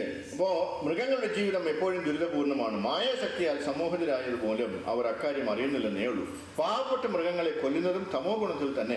ഒരിക്കൽ തങ്ങളെ കൊല്ലാനുതകുന്ന ശരീരം ആ മൃഗങ്ങൾക്ക് കിട്ടുമെന്ന് മൃഗങ്ങളെ ഹിംസിക്കുന്നവർക്ക് അറിഞ്ഞുകൂടാ. അപ്പോൾ നമ്മൾ ഏത് മൃഗത്തിനെ തല്ലിക്കൊന്നാലും ആ മൃഗത്തിൻ്റെ ശരീരം നമുക്കൊരു പ്രാവശ്യം കിട്ടിയേ മതിയാകും എന്നാണ് ശാസ്ത്രം പറയുന്നത്. പ്രകൃതി നിയമം അതാണ്. മനുഷ്യ സമുദായത്തിൽ ഒരാൾ മറ്റൊരുവനെ കൊല്ലുന്നുവെങ്കിൽ കൊലപാതകി തൂക്കിൽ ഇടപെടുന്നു. രാജ്യത്തിൻ്റെ നിയമമാണ്. പൂർണ്ണമായും സർവേശ്വരൻ്റെ ഭരണത്തിൽ കീഴിലുള്ള രാജ്യത്തെ ആരും കാണാത്തത് അജ്ഞതയാലാണ്. ഏതൊരു ജീവിയും ഭഗവാന്റെ സന്താനമാണ്. ഇപ്പം നമ്മൾ മനുഷ്യരായിട്ടിരിക്കുമ്പോൾ തന്നെ നമ്മൾ വേറൊരു മനുഷ്യനെ തല്ലിക്കൊന്നാൽ അല്ലേ നമുക്ക് എന്ത് പറ്റും? ഗവൺമെൻറ് എന്ത് തരും? നമുക്ക് ജയിൽ മാത്രമല്ല, പിന്നെയോ നമ്മളെ തൂക്കിക്കൊല്ലും അല്ലേ. എന്തിനാണ് ഈ ഗവൺമെൻറ് നമ്മൾ തൂക്കിക്കൊല്ലുന്നത് അല്ലേ? നമ്മൾ മരിച്ചു കഴിഞ്ഞാൽ അത്രയും പാപം കുറഞ്ഞു കിട്ടാൻ വേണ്ടിയാണ് അല്ലേ. നമുക്ക് അത്രയും കാര്യം നമ്മൾ ഈ ശിക്ഷ ഇവിടെ തന്നെ നമ്മൾ അനുഭവിച്ചു കഴിഞ്ഞാൽ തിരിച്ച് അങ്ങോട്ട് ചെല്ലുമ്പോഴത്തേന് അതിൽ കുറച്ചേ അനുഭവിക്കേണ്ടി വരുള്ളൂ എന്ന് പറഞ്ഞിട്ടാണ് ഗവൺമെൻറ് ആ നല്ല മനസ്സോടുകൂടിയാണ് നമുക്കത് തരുന്നത്. അപ്പോൾ അതാണ് നിയമമാണ്. പൂർണ്ണമായും സർവേശ്വരൻ്റെ ഭരണത്തിന് കീഴിലുള്ള രാജ്യത്തെ ആരും കാണാത്തത് അജ്ഞതയാലാണ്. ഏതൊരു ജീവിയും ഭഗവാന്റെ സന്താനമാണ്. ഒരു ഉറുമ്പിനെ കൊല്ലുന്നത് പോലും അദ്ദേഹം പൊറുക്കുകയില്ല അല്ലേ. അപ്പോൾ ഒരൊറ്റ ജീവിയെ നമുക്ക് കൊല്ലാനുള്ള അനുവാദമില്ല എന്നർത്ഥം. അതിൻ്റെ അനന്തരഫലം അയാൾ അനുഭവിച്ചു തന്നെ പറ്റും. ജിഹ്വാ സംതൃപ്തിക്ക് വേണ്ടി മൃഗങ്ങളെ ഹിംസിക്കുന്നത് ഏറ്റവും കടുത്ത അജ്ഞതയാണ്. അപ്പോൾ നമ്മൾ ഈ മൃഗങ്ങളെയൊന്നും തല്ലിക്കൊന്ന് നമ്മുടെ ജിഹ്വ, നമ്മുടെ ആ രുചിക്ക് വേണ്ടി അല്ലെ, നമ്മുടെ താല്പര്യം ആഗ്രഹങ്ങൾക്ക് വേണ്ടി നമ്മൾ കഴിക്കുന്നത് വളരെയധികം പാപമാണെന്നർത്ഥം. ഹിംസിക്കുന്നത് ഏറ്റവും കടുത്ത അജ്ഞതയാണ്. മനുഷ്യൻ മൃഗങ്ങളെ കൊല്ലേണ്ടത് ആവശ്യമേ ഇല്ല. നമുക്ക് ഈശ്വരദത്തമായി വളരെയധികം നല്ല ഭക്ഷ്യപദാർത്ഥങ്ങളുണ്ട്. ഈ മാംസം കഴിക്കുന്നവരെല്ലാവരും അല്ലെങ്കിൽ അത് പ്രൊഡ്യൂസ് ചെയ്യുന്നവരുടെ എല്ലാവരുടെയും ചിന്ത ഇതാണ്. എന്താണ്? ഞങ്ങൾ പിന്നെ എന്തോന്ന് കഴിക്കുന്ന ഒരു മൃഗത്തിനെ വളർത്തി പോറ്റി നമുക്ക് മുമ്പിൽ അത് ഇങ്ങനെ ആഹാരമായിട്ട് കൊണ്ടുവരണമെങ്കിൽ എന്തുമാത്രം വെജിറ്റബിൾ അതിന് കൊടുത്താലായിരിക്കും അത് കഴിക്കാൻ പറ്റും, അത് അത്രയും വളരാൻ പറ്റും അല്ലേ. അതിൻ്റെ പകുതി മതി നമുക്ക് ആ വെജിറ്റബിൾ കൊണ്ട് ഒരു മനുഷ്യന് സുഖമായിട്ട് ജീവിക്കാനൊക്കെ. അത് മറന്നിട്ടാണ് ഇത്രയും പൈസ ചിലവാക്കി ഈ മൃഗങ്ങളെയൊക്കെ നമ്മൾ കൊഴുപ്പിച്ച് വളർത്തുന്നത്. എന്തിന്? മനുഷ്യന് ആഹാരമാക്കാൻ അല്ലേ. അതിൻ്റെ സ്റ്റാറ്റിസ്റ്റിക്സ് നോക്കിക്കഴിഞ്ഞാൽ അതാണ് വാസ്തവം. നമുക്കാണെങ്കിലോ ഇത് കഴിക്കേണ്ട യാതൊരു ആവശ്യവുമില്ല. ആവശ്യമില്ലാത്ത കാര്യമാണ് നമ്മൾ കഴിക്കുന്നത്. അദ്ദേഹം പൊറുക്കിയില്ല. മനുഷ്യൻ മൃഗങ്ങളെ കൊല്ലേണ്ടത് ആവശ്യമേ ഇല്ല. നമുക്ക് ഈശ്വരദത്തങ്ങളായി വളരെയധികം നല്ല ഭക്ഷ്യപദാർത്ഥങ്ങളുണ്ട്. എന്നിട്ടും മാംസഭക്ഷത്തിൽ ആസക്തനാകുന്നത് അജ്ഞാനത്തിൽ തന്നെയെന്ന് വേണം മനസ്സിലാക്കാൻ. അപ്പോൾ ഈ മാംസം ഭക്ഷിക്കുന്നവരെല്ലാം, മത്സ്യം മാംസാദികൾ ഭക്ഷിക്കുന്നവരെല്ലാവരും എന്താണ്? അജ്ഞാനത്തിലാണ്. അത് ഏത് ഭാവത്തിലാണ്? തമോ ഗുണത്തിലാണ്. നമുക്ക് ഈശ്വരദത്തങ്ങളായി വളരെയധികം എന്നിട്ടും മാംസഭക്ഷണത്തിൽ ആസക്തനാകുന്നത് അജ്ഞാനത്തിൽ തന്നെയാണെന്ന് വേണം മനസ്സിലാക്കാൻ. അങ്ങനെ ചെയ്യുന്നവർ ഭാവിയെ സ്വയം അന്ധകാരമാക്കുകയാണ്. ജന്തുഹിംസകളിൽ വെച്ച് ഗോഹത്യയാണ് ഏറ്റവും ദുഷ്ടമായത്. പാൽ തരുന്നത് കൊണ്ട് പശു നമുക്ക് സർവ്വ സുഖങ്ങളും നൽകുകയാണ് ചെയ്യുന്നത്. കടുത്ത അജ്ഞാനത്തിലുള്ള ഒരു പ്രവൃത്തിയാണ് ഗോവധം. അല്ലേ? നമുക്കെല്ലാവർക്കും അറിയാം, ഏറ്റവും വലിയ കൊടും പാപമാണ് അല്ലേ? എന്താണ് ഗോഹത്യ എന്ന് പറയുന്നത്? പശുവിനെ കൊല്ലുക എന്ന് പറയും. പശു നമുക്ക് സർവ്വസുഖങ്ങളും നൽകുകയാണ് ചെയ്യുന്നത്. കടുത്ത അജ്ഞാനത്തിലുള്ള ഒരു പ്രവൃത്തിയാണ് ഗോവധം. പണ്ടൊക്കെയുള്ള വീടുകളിലൊരു പശുക്കളെന്നൊക്കെ പറഞ്ഞാൽ അവരവിടെ കെട്ടിയിടത്തില്ല. കുറേ പശുക്കളുണ്ടാവും അല്ലേ? ആ വീട്ടുകാരന് ഗൃഹസ്ഥന് അല്ലെങ്കിൽ ആ ഗൃഹനാഥന് എന്തെങ്കിലും അസുഖം വന്നു കഴിഞ്ഞാൽ, അല്ലെങ്കിൽ വീട്ടിൽ ആർക്കെങ്കിലും എന്തെങ്കിലും അസുഖം വന്നു കഴിഞ്ഞാൽ ആ പശുവിന് അറിയാൻ പറ്റും എന്താണ് അസുഖം. അതെന്താ ചെയ്യുക? അത് രാവിലെ കാട്ടിലോട്ട് പോയിട്ട് അതിൻ്റെ ഔഷധങ്ങളൊക്കെ കഴിച്ചിട്ട് ഈ എന്താണോ അസുഖം അതിന് കറക്റ്റായിട്ട് മനസ്സിലാക്കാൻ പറ്റുമോ ഈ മനുഷ്യന് എന്താണ് അസുഖം. ആ വീട്ടുകാർക്ക് ആർക്ക് വന്നാലും അത് കറക്റ്റായിട്ട് മനസ്സിലാക്കാൻ പറ്റും. അത് മനസ്സിലാക്കിയിട്ട് അതിനനുസരിച്ചുള്ള ഔഷധം അത് കാട്ടിപ്പോയി കഴിക്കുകയും അതിൻ്റെ പാല് കറന്ന് ഇയാൾ കുടിക്കുമ്പോൾ അയാളുടെ അസുഖം മാറുകയും ചെയ്യും. അദ്ദേഹം പോലും അറിഞ്ഞില്ല ഒരു വൈദ്യൻ അവിടെ ഉണ്ടായിരുന്നു. ഇത് ശരിക്കും നടന്ന കാര്യങ്ങളായിരുന്നു അല്ലേ? ഇപ്പോൾ നമ്മൾ പശുക്കളെ പിടിച്ച് കെട്ടിയിടും, ഒന്നാമത്തെ കാര്യം. രണ്ടാമത്തെ കാര്യം, അതിന് കയറി മേയാനായിട്ട് കാടുമില്ല അല്ലേ? ഈ ഔഷധ സത്യങ്ങളൊക്കെ അതൊക്കെ മൺമറഞ്ഞു പോവുകയും ചെയ്തു. അപ്പോൾ അതാണ് ഗോയുടെ മഹത്വം എന്ന് പറയുന്നത്, പശുവിൻ്റെ മഹത്വം എന്ന് പറയുന്നത്. കടുത്ത അജ്ഞാനത്തിലുള്ള ഒരു പ്രവൃത്തിയാണ് ഗോവധം. ഗോപി പ്രീണിത മത്സരം എന്ന ഋഗ്വേദ സൂക്തം നോക്കുക. പാൽ കുടിച്ച് പൂർണ്ണ സംതൃപ്തനായ ഒരാൾ പശുവിനെ ഹിംസിക്കുവാൻ ആഗ്രഹിക്കുന്നത് കടുത്ത തമോ ഗുണത്തിലാണെന്നാണ് ഇത് സൂചിപ്പിക്കുന്നത് അല്ലേ? അപ്പോൾ തമോ ഗുണത്തിലുള്ള ആളാണ് അത് ചെയ്യുന്നത്, ഗോവധം ചെയ്യുന്നത്. വൈദിക സാഹിത്യത്തിലെ ഒരു പ്രാർത്ഥന ഇപ്രകാരം പറയുന്നു: നമോ ബ്രാഹ്മണ്യദേവായ ഗോബ്രാഹ്മണ ഹിതായ ച ജഗത് ഹിതായ കൃഷ്ണായ ഗോവിന്ദായ നമോ നമഃ. നമുക്ക് എല്ലാവർക്കും അറിയുന്ന ഒരു ശ്ലോകമാണ് അല്ലേ? വിഷ്ണു പുരാണത്തിൽ പറയുന്നുണ്ട്. അവിടെ എന്താ പറയുന്നത്? ഭഗവാൻ പശുക്കളുടെയും ബ്രാഹ്മണരുടെയും അഭ്യുദയകാംക്ഷിയാണ് അല്ലേ? ഗോ ബ്രാഹ്മണ ഹിതായ. പശുക്കളെയും ബ്രാഹ്മണയും ആര് സംരക്ഷിക്കുന്നുണ്ട്? ഭഗവാൻ സംരക്ഷിക്കുന്നുണ്ട്. ലോകത്തിനും മാനവ സമൂഹത്തിന് ഒക്കെ തന്നെയും അഭ്യുദയകാംക്ഷിയാണ് ഭഗവാൻ. ഈ സ്തുതിയിൽ പശുക്കളുടെയും ബ്രാഹ്മണരുടെയും സംരക്ഷണത്തെക്കുറിച്ച് പ്രത്യേകം പറയുന്നുണ്ട്. കാരണം ബ്രാഹ്മണർ ആധ്യാത്മിക സംസ്കാരത്തിൻ്റെയും പശുക്കൾ അതിവിശിഷ്ടമായ ആഹാരത്തിൻ്റെ പാൽ പ്രതീകങ്ങളാണെന്ന് അതാണ് അല്ലേ? പണ്ടൊക്കെ നമുക്കൊരു അസുഖം വരില്ലേ? കാരണം പശുവിൻ്റെ പ്രൊഡക്ട്സാണ് നമ്മൾ ഏറ്റവും കൂടുതൽ കഴിച്ചിരുന്നത് അല്ലേ? പാലായിട്ടും തൈരായിട്ടും നെയ്യായിട്ടും വെണ്ണയായിട്ടും അല്ലേ? ഏറ്റവും കൂടുതൽ നമ്മളൊന്നും വെളിയിൽ നിന്ന് വാങ്ങേണ്ട ആവശ്യമേ ഇല്ലായിരുന്നു. എല്ലാം നമ്മുടെ വീട്ടിൽ തന്നെ ഉണ്ടാവുക. എനിക്കിപ്പോഴും ഓർമ്മയുണ്ട്, നമ്മൾ ഉറിയിലൊക്കെ പാലും തൈരും പണ്ടത്തെ അടുക്കളയിലൊക്കെ അയക്കുന്ന ഉറി അല്ലേ? ഈ ഓലയിൽ മുടഞ്ഞ ഉറി അല്ലേ? അതിൽ മൺകുടത്തിനകത്ത് എന്താ പറഞ്ഞു അതിന് പനയിലുള്ള ഓല അല്ലേ? ആ പന ഓലയിലാണ് അത് ആ ഉറിയൊക്കെ കിട്ടുന്നത്. അതെനിക്കിപ്പോഴും ഓർമ്മയുണ്ട്. അത് ഈ പുകയൊക്കെ അടിച്ച് കുറവുറാവും അല്ലേ? ഈ അടുക്കളയിലൊക്കെ പുകയടിച്ച് അതെനിക്കിപ്പോഴും ഓർമ്മയുണ്ട്. അതൊക്കെ ഇങ്ങനെ പോയി കിടക്കും. അതൊക്കെ ഭയങ്കര വിശുദ്ധമായിട്ടുള്ള സത്യമായി. പക്ഷേ ഇപ്പോഴും നമ്മൾ പാല് കുടിക്കുന്നത് എന്തുകൊണ്ട് നമുക്ക് അസുഖങ്ങൾ വരുന്നതെന്ന് ചോദിച്ചു കഴിഞ്ഞാൽ, നമ്മൾ പാലല്ല കുടിക്കുന്നത്, പകുതി പോയിസണാണ് കുടിക്കുന്നത്. കാര്യം എന്താണ്? അതിന് ഈ പശുവിന് കൊടുക്കുന്ന ആഹാരമൊക്കെ അങ്ങനെയുള്ള കാര്യങ്ങളായി. എല്ലും പൊടി വരെ ഇപ്പോൾ കൊടുക്കുന്നുണ്ട് ആർക്ക്? പശുവിന്. അതിന് പകുതിയും വിഷമാണ് കൊടുക്കുന്നത്. ആ വിഷമല്ലേ ഈ പാല് കൂടി വരുള്ളൂ. സാധാരണഗതിയിൽ ഈ പശു എന്താ ചെയ്യുന്നത് വെച്ചാൽ ഈ വിഷം മുഴുവൻ അതിൻ്റെ എന്താ പറയുക, അതിൻ്റെ താടിയിൽ അല്ലേ?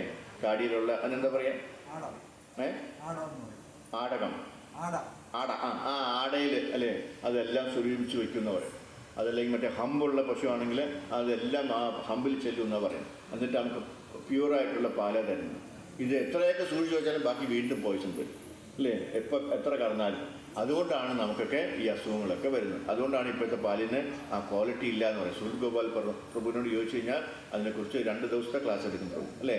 അത് എന്തുകൊണ്ടാണ് ഇത്രയും ഇമ്പ്യൂർ ആയെന്നും എന്തൊക്കെയാണ് പ്യൂർ ആയിട്ടുള്ളതെന്നും അത്രയും റിസർച്ച് ചെയ്തിരിക്കുന്ന ആളാണ് നമ്മളോടൊപ്പം ഉള്ളത്. ഭഗവാൻ പശുക്കളുടെയും ബ്രാഹ്മണരുടെയും അഭ്യുദയകാംക്ഷിയാണ്. ലോകത്തിനും മാനവ സമൂഹത്തിന് ഒക്കെ തന്നെയും അഭ്യുദയകാംക്ഷിയാണ്. ഈ സ്തുതിയിൽ പശുക്കളുടെയും ബ്രാഹ്മണരുടെയും സംരക്ഷണത്തെക്കുറിച്ച് പ്രത്യേകം പറയുന്നുണ്ട്. കാരണം ബ്രാഹ്മണർ ആധ്യാത്മിക സംസ്കാരത്തിൻ്റെയും പശുക്കൾ അതിവിശിഷ്ടമായ ആഹാരത്തിൻ്റെയും പാലിൻ്റെയും പ്രതീകങ്ങളാണ്. അതാണ് ബ്രാഹ്മണർക്കും ഗോക്കൾക്കും സർവ്വ സംരക്ഷണവും നൽകണം, അല്ലേ? അപ്പോൾ അങ്ങനെ ഒരു രാജ്യത്ത് ബ്രാഹ്മണരെയും ഗോക്കളെയും സംരക്ഷിക്കുന്നുണ്ടെങ്കിൽ ആ രാജ്യത്ത് സമാധാനവും സന്തോഷവും നിലനിൽക്കുന്നതാണ് വേദങ്ങൾ പറയുന്നത്. ഇവിടെ നമ്മൾ അതിനൊക്കെ തല്ലിക്കൊന്നുകൊണ്ടിരിക്കുകയാണ്. അതാണ് സംസ്കാരത്തിൻ്റെ യഥാർത്ഥ പുരോഗതി. ആധുനിക മാനവ സമൂഹത്തിൽ ആധ്യാത്മിക സംസ്കാരം അവഗണിക്കപ്പെടുന്നു, ഗോവധത്തെ പ്രോത്സാഹിപ്പിക്കുന്നു. മനുഷ്യവർഗം തെറ്റായ വഴിക്കാണ് മുന്നേറുന്നതെന്നും അതിൻ്റെ തന്നെ നാശത്തിന് വഴിവെക്കുകയാണെന്നും ഇതിൽ നിന്നും മനസ്സിലാക്കാം, അല്ലേ? നമ്മൾ ഇന്ത്യ മഹാരാജ്യം, ഭാരതം എന്ന് പറയുന്നത് ഗോക്കളെയൊക്കെ സംരക്ഷിച്ചുകൊണ്ടിരുന്ന ഒരു രാജ്യമായിരുന്നു. അതിപ്പോൾ അതിൻ്റെ മാംസം കയറ്റി അയക്കുന്ന മൂന്നാമത്തെ രാജ്യമായി മാറിയിരിക്കുകയാണ്. പ്രജകളെ വരും ജന്മങ്ങളിൽ മൃഗങ്ങളാക്കാൻ സഹായിക്കുന്ന സാമൂഹ്യ സംസ്കാരം തീർച്ചയായും മനുഷ്യരുടേതല്ല. അപ്പോൾ നമ്മളിപ്പോൾ നിവർത്തിച്ചു പോകുന്നതെല്ലാം അങ്ങനെയുള്ള സംസ്കാരമാണെന്ന് അർത്ഥം, അല്ലേ? ഇനി നമ്മൾ അടുത്ത ജന്മത്തിൽ മൃഗങ്ങളായി കിട്ടുന്ന രീതിയിലുള്ള സംസ്കാരമാണ് നമ്മൾ പിന്തുടർന്ന് വരുന്നതെന്ന് അർത്ഥം. ഇന്നത്തെ മാനവ സംസ്കാരം രജസ്തമോ ഗുണങ്ങളാൽ അങ്ങേയറ്റം വഴിപിടിക്കപ്പെട്ടതാണ്. ആപൽക്കരമാണ് ഈ കാലം. മനുഷ്യവർഗത്തെ ഒരു മഹാവിപത്തിൽ നിന്ന് രക്ഷിക്കാൻ വേണ്ടി സുലളിതമായ കൃഷ്ണാബോധ പ്രക്രിയയിലേക്ക് നയിക്കാൻ എല്ലാ രാഷ്ട്രങ്ങളും ശ്രദ്ധിക്കണം, അല്ലേ? പ്രഭുപാദർ പല പ്രാവശ്യം പറഞ്ഞിട്ടുള്ളൊരു കാര്യമാണ്. എന്താണ്? നമ്മളെല്ലാവരും കൃഷ്ണാബോധത്തിലാണെങ്കിൽ, നമ്മളിപ്പോൾ ഇവിടെ തന്നെ അല്ലേ 14 ഫ്ലാറ്റുണ്ട്. ഈ 14 ഫ്ലാറ്റിലുള്ളവരും കൃഷ്ണാബോധത്തിലാണെങ്കിൽ പരസ്പരം അവർക്ക് സ്നേഹിക്കാൻ സാധിക്കും, അല്ലേ? പരസ്പരം അവിടെ ഉള്ളത് ഇങ്ങോട്ട് പിടിച്ചു പറിക്കണം എന്നുള്ളൊരു താല്പര്യം ഉണ്ടാവില്ല, അല്ലേ? എല്ലാവരും അപ്പോൾ അവരാൾക്ക് എന്തെങ്കിലും കുറവുണ്ടെങ്കിൽ അതുകൊണ്ട് കൊടുക്കാനുള്ള മനസ്സ് വരും. കാര്യം ഇതാണ്, എല്ലാവരും കൃഷ്ണാബോധത്തിലാണ്, എല്ലാവരും ഭഗവാന്റെ സേവയിലാണ്. ഒരു ഒരു ഒരു ഒരു അപ്പാർട്ട്മെൻറ്റിൽ അങ്ങനെയാണെങ്കിൽ തൊട്ടടുത്തുള്ള അപ്പാർട്ട്മെൻറ്റിലും അങ്ങനെയാണെന്നുണ്ടെങ്കിൽ, അല്ലേ, തീർച്ചയായിട്ടും നമുക്ക് തമ്മിലൊരു അസൂയ ഉണ്ടാവില്ല, ഒരു കുശുമ്പോ അല്ലെ അങ്ങനെയുള്ള കുഞ്ഞായ്മകളൊന്നും ഉണ്ടാവില്ല. നമ്മളെന്തെങ്കിലും രണ്ടുപേരും തമ്മിൽ കണ്ടു കഴിഞ്ഞാലും പറയുന്നത് എന്തായിരിക്കും? ഭഗവാനെക്കുറിച്ചുള്ള കഥകളായിരിക്കും. അല്ലെങ്കിൽ ഇന്ന് രാവിലെ ഞാൻ എന്താ ഭഗവാൻ ഓഫർ ചെയ്തെന്നായിരിക്കും, അല്ലെങ്കിൽ ഇന്ന് ഉച്ചയ്ക്ക് ശേഷം ഇനി എന്താ ചെയ്യാൻ പോകുന്നത്, വൈകിട്ട് എന്ത് ചെയ്യണം എന്നുള്ള ചർച്ചകളായിരിക്കും അത്, അല്ലേ? വേറെ ഒരു ദുഷിച്ച ഒരു ചിന്തയോ അല്ലെങ്കിൽ ഒരു സംസാരമോ അവിടെ വരുന്നില്ല. അപ്പോൾ പരസ്പരം വേറെ ഒന്നും പറയാനില്ല. പിന്നെ എന്താണ്? ഭഗവാനെ കുറിച്ചിട്ട് മാത്രമാണ്. അപ്പോൾ ഇവിടെയുള്ള എല്ലാ വീടും KBR ആവുകയാണെങ്കിൽ എന്തായിരിക്കും സ്ഥിതി, അല്ലേ? അപ്പോൾ ആ ഒരു ഗ്രാമം അല്ലെങ്കിൽ ആ ഒരു ഏരിയ തന്നെ നന്നാവുക. ഇതേപോലെ എല്ലാ സംസ്ഥാനത്തും വരികയാണെങ്കിൽ എന്ത് രസമായിരിക്കും. ആർക്കെങ്കിലും എന്തെങ്കിലും പ്രയാസം വരുമോ, അല്ലേ? ആരെങ്കിലും ഓവർടേക്ക് ചെയ്ത് വന്നു കഴിഞ്ഞാൽ നമ്മൾ ഒതുക്കി കൊടുക്കും, പൊയ്ക്കോളൂ പറയും, അല്ലേ?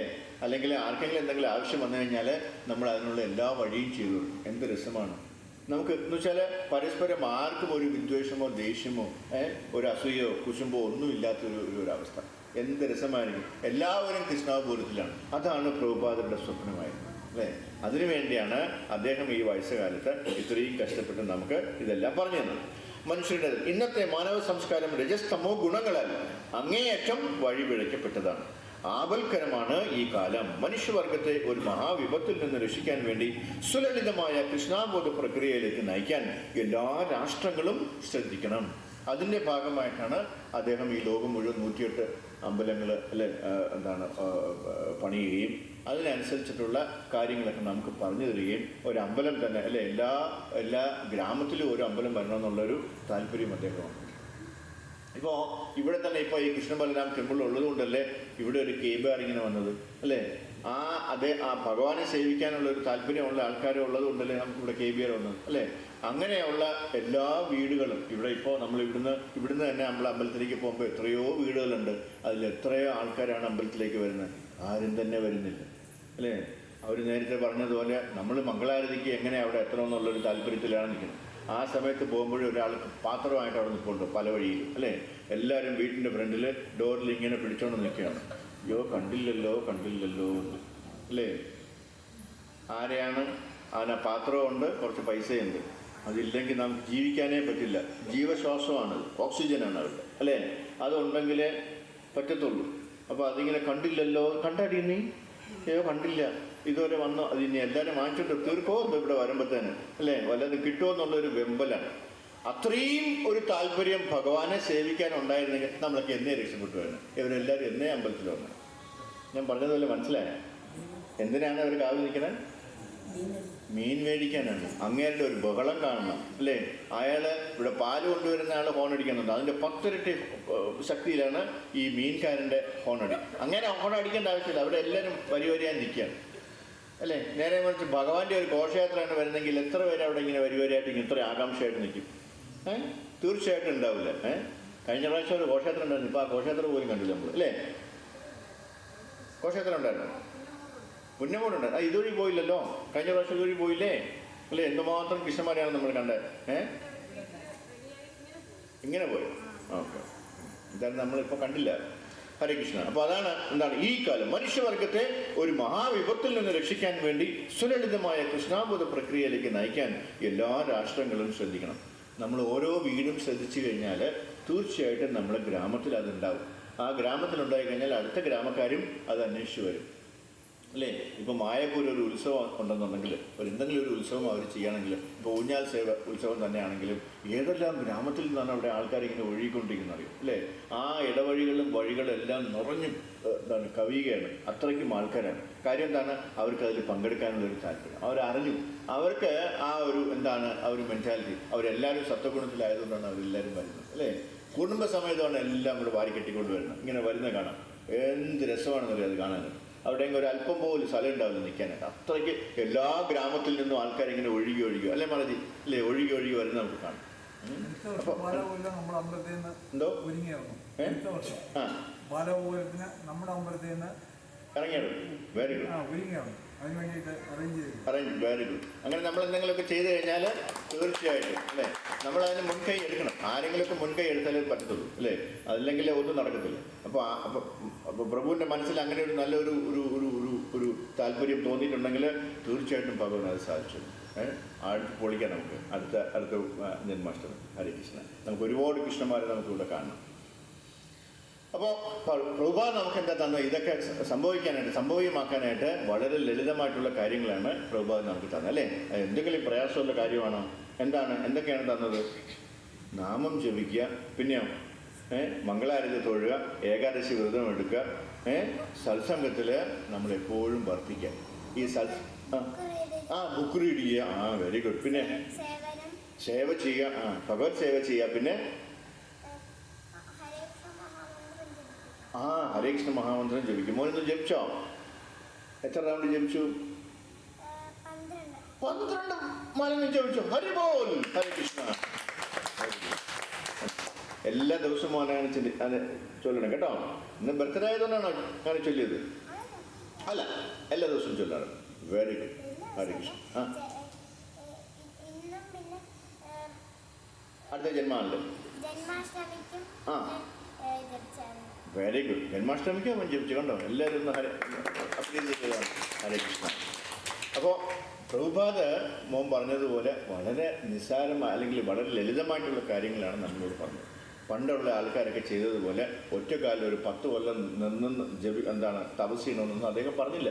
അദ്ദേഹം എന്താ പറഞ്ഞത്? ഈ വളരെ ലളിതമായിട്ടുള്ള കാര്യങ്ങൾ മാത്രം ചെയ്താൽ മതി എന്നാണ് പറഞ്ഞത്. എന്തുകൊണ്ട് നമുക്കായിക്കൂടാ? എന്തുകൊണ്ട് നമ്മളിത് മറ്റുള്ളവർക്ക് പറഞ്ഞു കൊടുത്തുകൂടാ അല്ലേ? പല ആൾക്കാരും ഇത് കേൾക്കാനായിട്ട് ഇങ്ങനെ വെമ്പൽ കൊണ്ട് നിൽക്കുകയാണ്. നമ്മളെയൊക്കെ ഭഗവാൻ ഏൽപ്പിച്ചിരിക്കുന്ന ജോലി ഏതാണ്? യാരേക്കോ താരേക്കോ കൃഷ്ണ ഉപദേശം. താല്പര്യം ഇങ്ങനെ എനിക്ക് ജപിച്ചായി പറ്റുള്ളൂ എന്ന് പറഞ്ഞ് നിൽക്കുവാണ്. അതാണ് വെമ്പൽ അല്ലേ. പക്ഷേ എനിക്കറിയത്തില്ല എങ്ങനെ ജപിക്കണം. ഇന്നലെ 2 പേര് വന്നിട്ടുണ്ടായിരുന്നു അമ്പലത്തിൽ അല്ലേ. അവർ പറഞ്ഞത് ഞങ്ങളിവിടെ അമ്പലത്തിൽ വളരെ നമ്മൾ ഗൂഗിളിലൊക്കെ തപ്പിയിട്ടാണ് വന്നത്.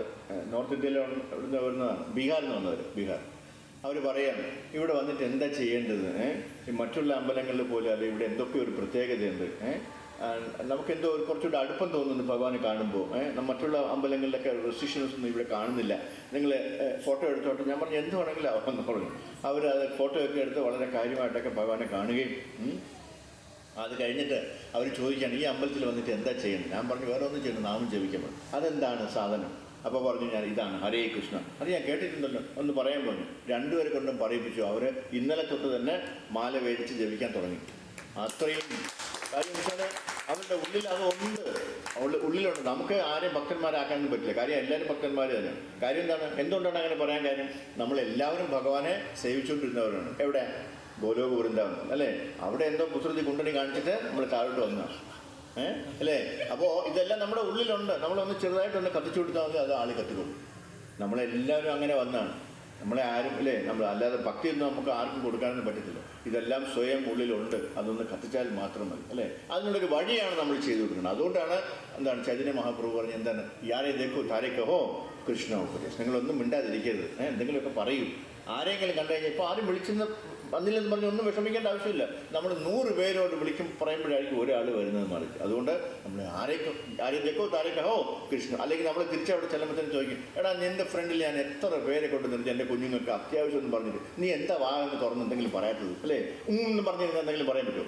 അത് എന്തെങ്കിലുമൊക്കെ പറയണം. അത് പറയാൻ വേണ്ടിയാണ് നിൻ്റെ മുമ്പ് ഞാൻ കൊണ്ട് നിർത്തി. പക്ഷേ നീ ഒരു അക്ഷരം വേണ്ടിയില്ല, എൻ്റെ കുഞ്ഞ് അതുവഴി ഇറങ്ങിപ്പോയല്ലോ, എന്നൊന്നും മനസ്സിലായില്ല തോന്നുന്നു. അത് പറയിപ്പിക്കാതെ, അതുകൊണ്ടാണ് പറയുന്നത്. നമുക്ക് അറിയില്ല ഭഗവാൻ ആരൊക്കെയാണ് നമ്മളെ ഫ്രണ്ടിൽ കൊണ്ട് നിർത്തി. അതുകൊണ്ട് നമ്മളെ കാണുന്ന എല്ലാവരോടും നമ്മൾ എന്ത് ചെയ്യണം?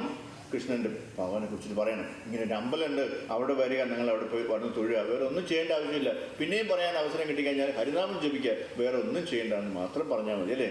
അവർ ജപിച്ചു തുടങ്ങുമ്പോൾ തന്നെ ബാക്കി കാര്യങ്ങളൊക്കെ ഫോളോ ചെയ്തുകൊണ്ടുവരെ. ഹരേ കൃഷ്ണ. എന്തെങ്കിലും ക്വസ്റ്റ്യൻസ് ഉണ്ടെങ്കിൽ നമുക്ക് ഒരു 5 മിനിറ്റ് അല്ല. ഹരേ കൃഷ്ണ.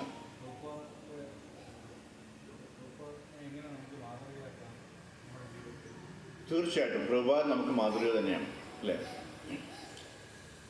പ്രഭുപാദിനെ എങ്ങനെ മാതൃകയാക്കുന്നത് വെച്ച് കഴിഞ്ഞാൽ, പ്രഭുപാദ് നമുക്ക് ഒരുപാട് കാര്യങ്ങൾ പറഞ്ഞു തന്നിട്ടുണ്ട്.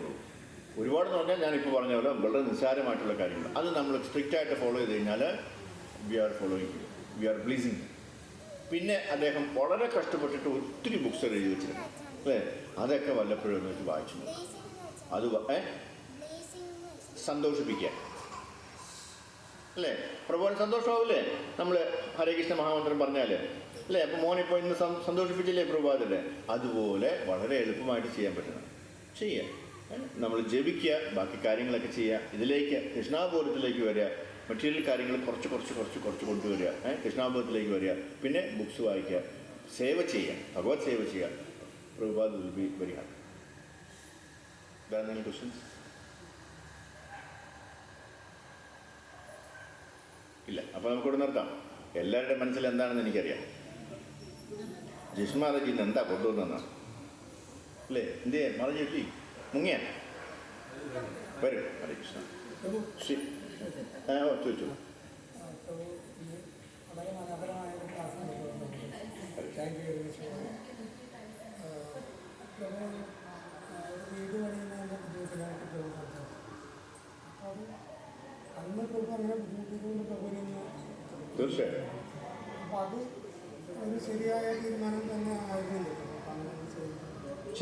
ശരിയായ തീരുമാനം തന്നെയാണ് പ്രഭു. പക്ഷെ നമ്മുടെ തെറ്റ് വരുന്നതെന്ന് വെച്ച് കഴിഞ്ഞാൽ, നമ്മൾ ആവശ്യത്തിലധികം സ്വപ്നം കാണും. ഇപ്പോൾ 2 നിലയുടെ ആവശ്യമില്ല, 1 നില മതി അല്ലേ? ഒരു 3 ബെഡ്റൂമുള്ള ഒരു കെട്ടിടം വെച്ചാൽ മതി. അതിൽ നിൽക്കാൻ പഠിക്കണം. അത് നമുക്ക് തോന്നില്ല. അത് നമ്മളിതെല്ലാം അനുഭവിച്ച് ചീട്ട് വാങ്ങിച്ചതിന് ശേഷം പഠിക്കുള്ളൂ അല്ലേ?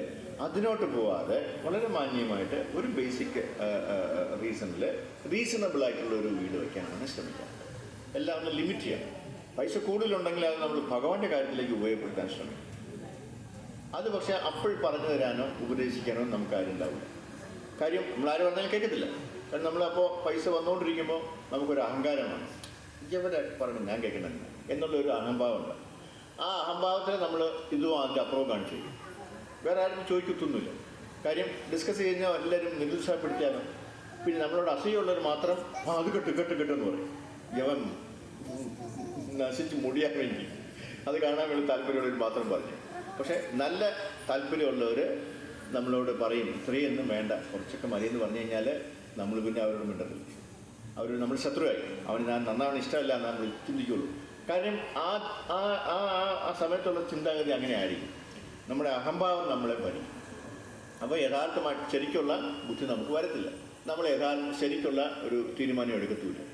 ആവശ്യമില്ലാത്ത 99% ഗൾഫുകാരും കഷ്ടപ്പെടുന്നത് ഈ ഒരു ഒറ്റ കാര്യത്തിലാണ്. അവർ എല്ലാവരും ഇപ്പം വിറ്റു, പകുതി പേരും വിറ്റു. അത് മറ്റുള്ളവരുടെ കയ്യിലാണ്. കാര്യം എന്താണ്? അവർക്ക് താങ്ങാൻ പറ്റാത്തൊരവസ്ഥ, മെയിൻ്റനൻസ് ചെയ്യാൻ പറ്റാത്തൊരവസ്ഥ. എന്താ മോനെ? ഡിസ്കഷനോ? നമ്മൾ ചർച്ച ചെയ്യും. നമ്മളിങ്ങനെ പറഞ്ഞുകൊണ്ടിരിക്കുകയല്ലേ, മോനിപ്പോൾ ഓരോന്ന് ചോദിക്കുന്നില്ലേ, അതാണ് ഡിസ്കഷൻ. തീർന്നു. വീട് പൂർത്തിയാക്കാൻ സാധിക്കാതെ പകുതി ഒരുപാട് പണി പൂർത്തിയാവാത്ത വീടുകളുണ്ട്. കാരണം ആ സമയത്ത് എന്തെങ്കിലും അസുഖം വന്നാൽ അല്ലെങ്കിൽ പുള്ളിക്കാരന് ജോലി നഷ്ടപ്പെടുകയും, ഗൾഫിൽ ജോലിയൊക്കെ അങ്ങനെയാണ്. കാര്യം എന്ന് വേണമെങ്കിലും നഷ്ടപ്പെടാവുന്ന ഒരു കാര്യമാണ്. നമ്മളിപ്പോൾ നാളെ ജീവിച്ചിരിക്കുകയോ ഇല്ലയോ നമുക്കറിയത്തില്ലല്ലോ, അല്ലേ? അപ്പോൾ അതുപോലെയാണ് നമ്മുടെ ഗൾഫിലെ ജോലി. നാളെ ഉണ്ടാവുമോ ഇല്ലയോ എന്ന് അറിയത്തില്ല. നമ്മളെല്ലാവരും ആദ്യം വന്ന് നോക്കുന്ന മേശപ്പുറത്ത് ലെറ്റർ ഉണ്ടോ എന്നാണ്, അല്ലേ? We are so happy to for your service for the last 13 years. From today, you are not supposed to have any, to do any service. Thank you so much എന്ന് പറഞ്ഞിട്ട് ഒരു ലെറ്റർ അവിടെ ഉണ്ട്. അതുണ്ടോ എന്നാണ് ആദ്യം നോക്കണം. അത് കഴിഞ്ഞിട്ടാണ് കസേരയിൽ പിടിച്ചിരിക്കണം. എല്ലാവരുടെ സ്ഥിതി അതാണ്. ആ ടെൻഷനാണ് എല്ലാവർക്കും. സമാധാനമായിട്ട് ജോലി ചെയ്യുന്ന ഒരൊറ്റ മനുഷ്യനുണ്ടാവില്ല. ഹരേ കൃഷ്ണ പറഞ്ഞു.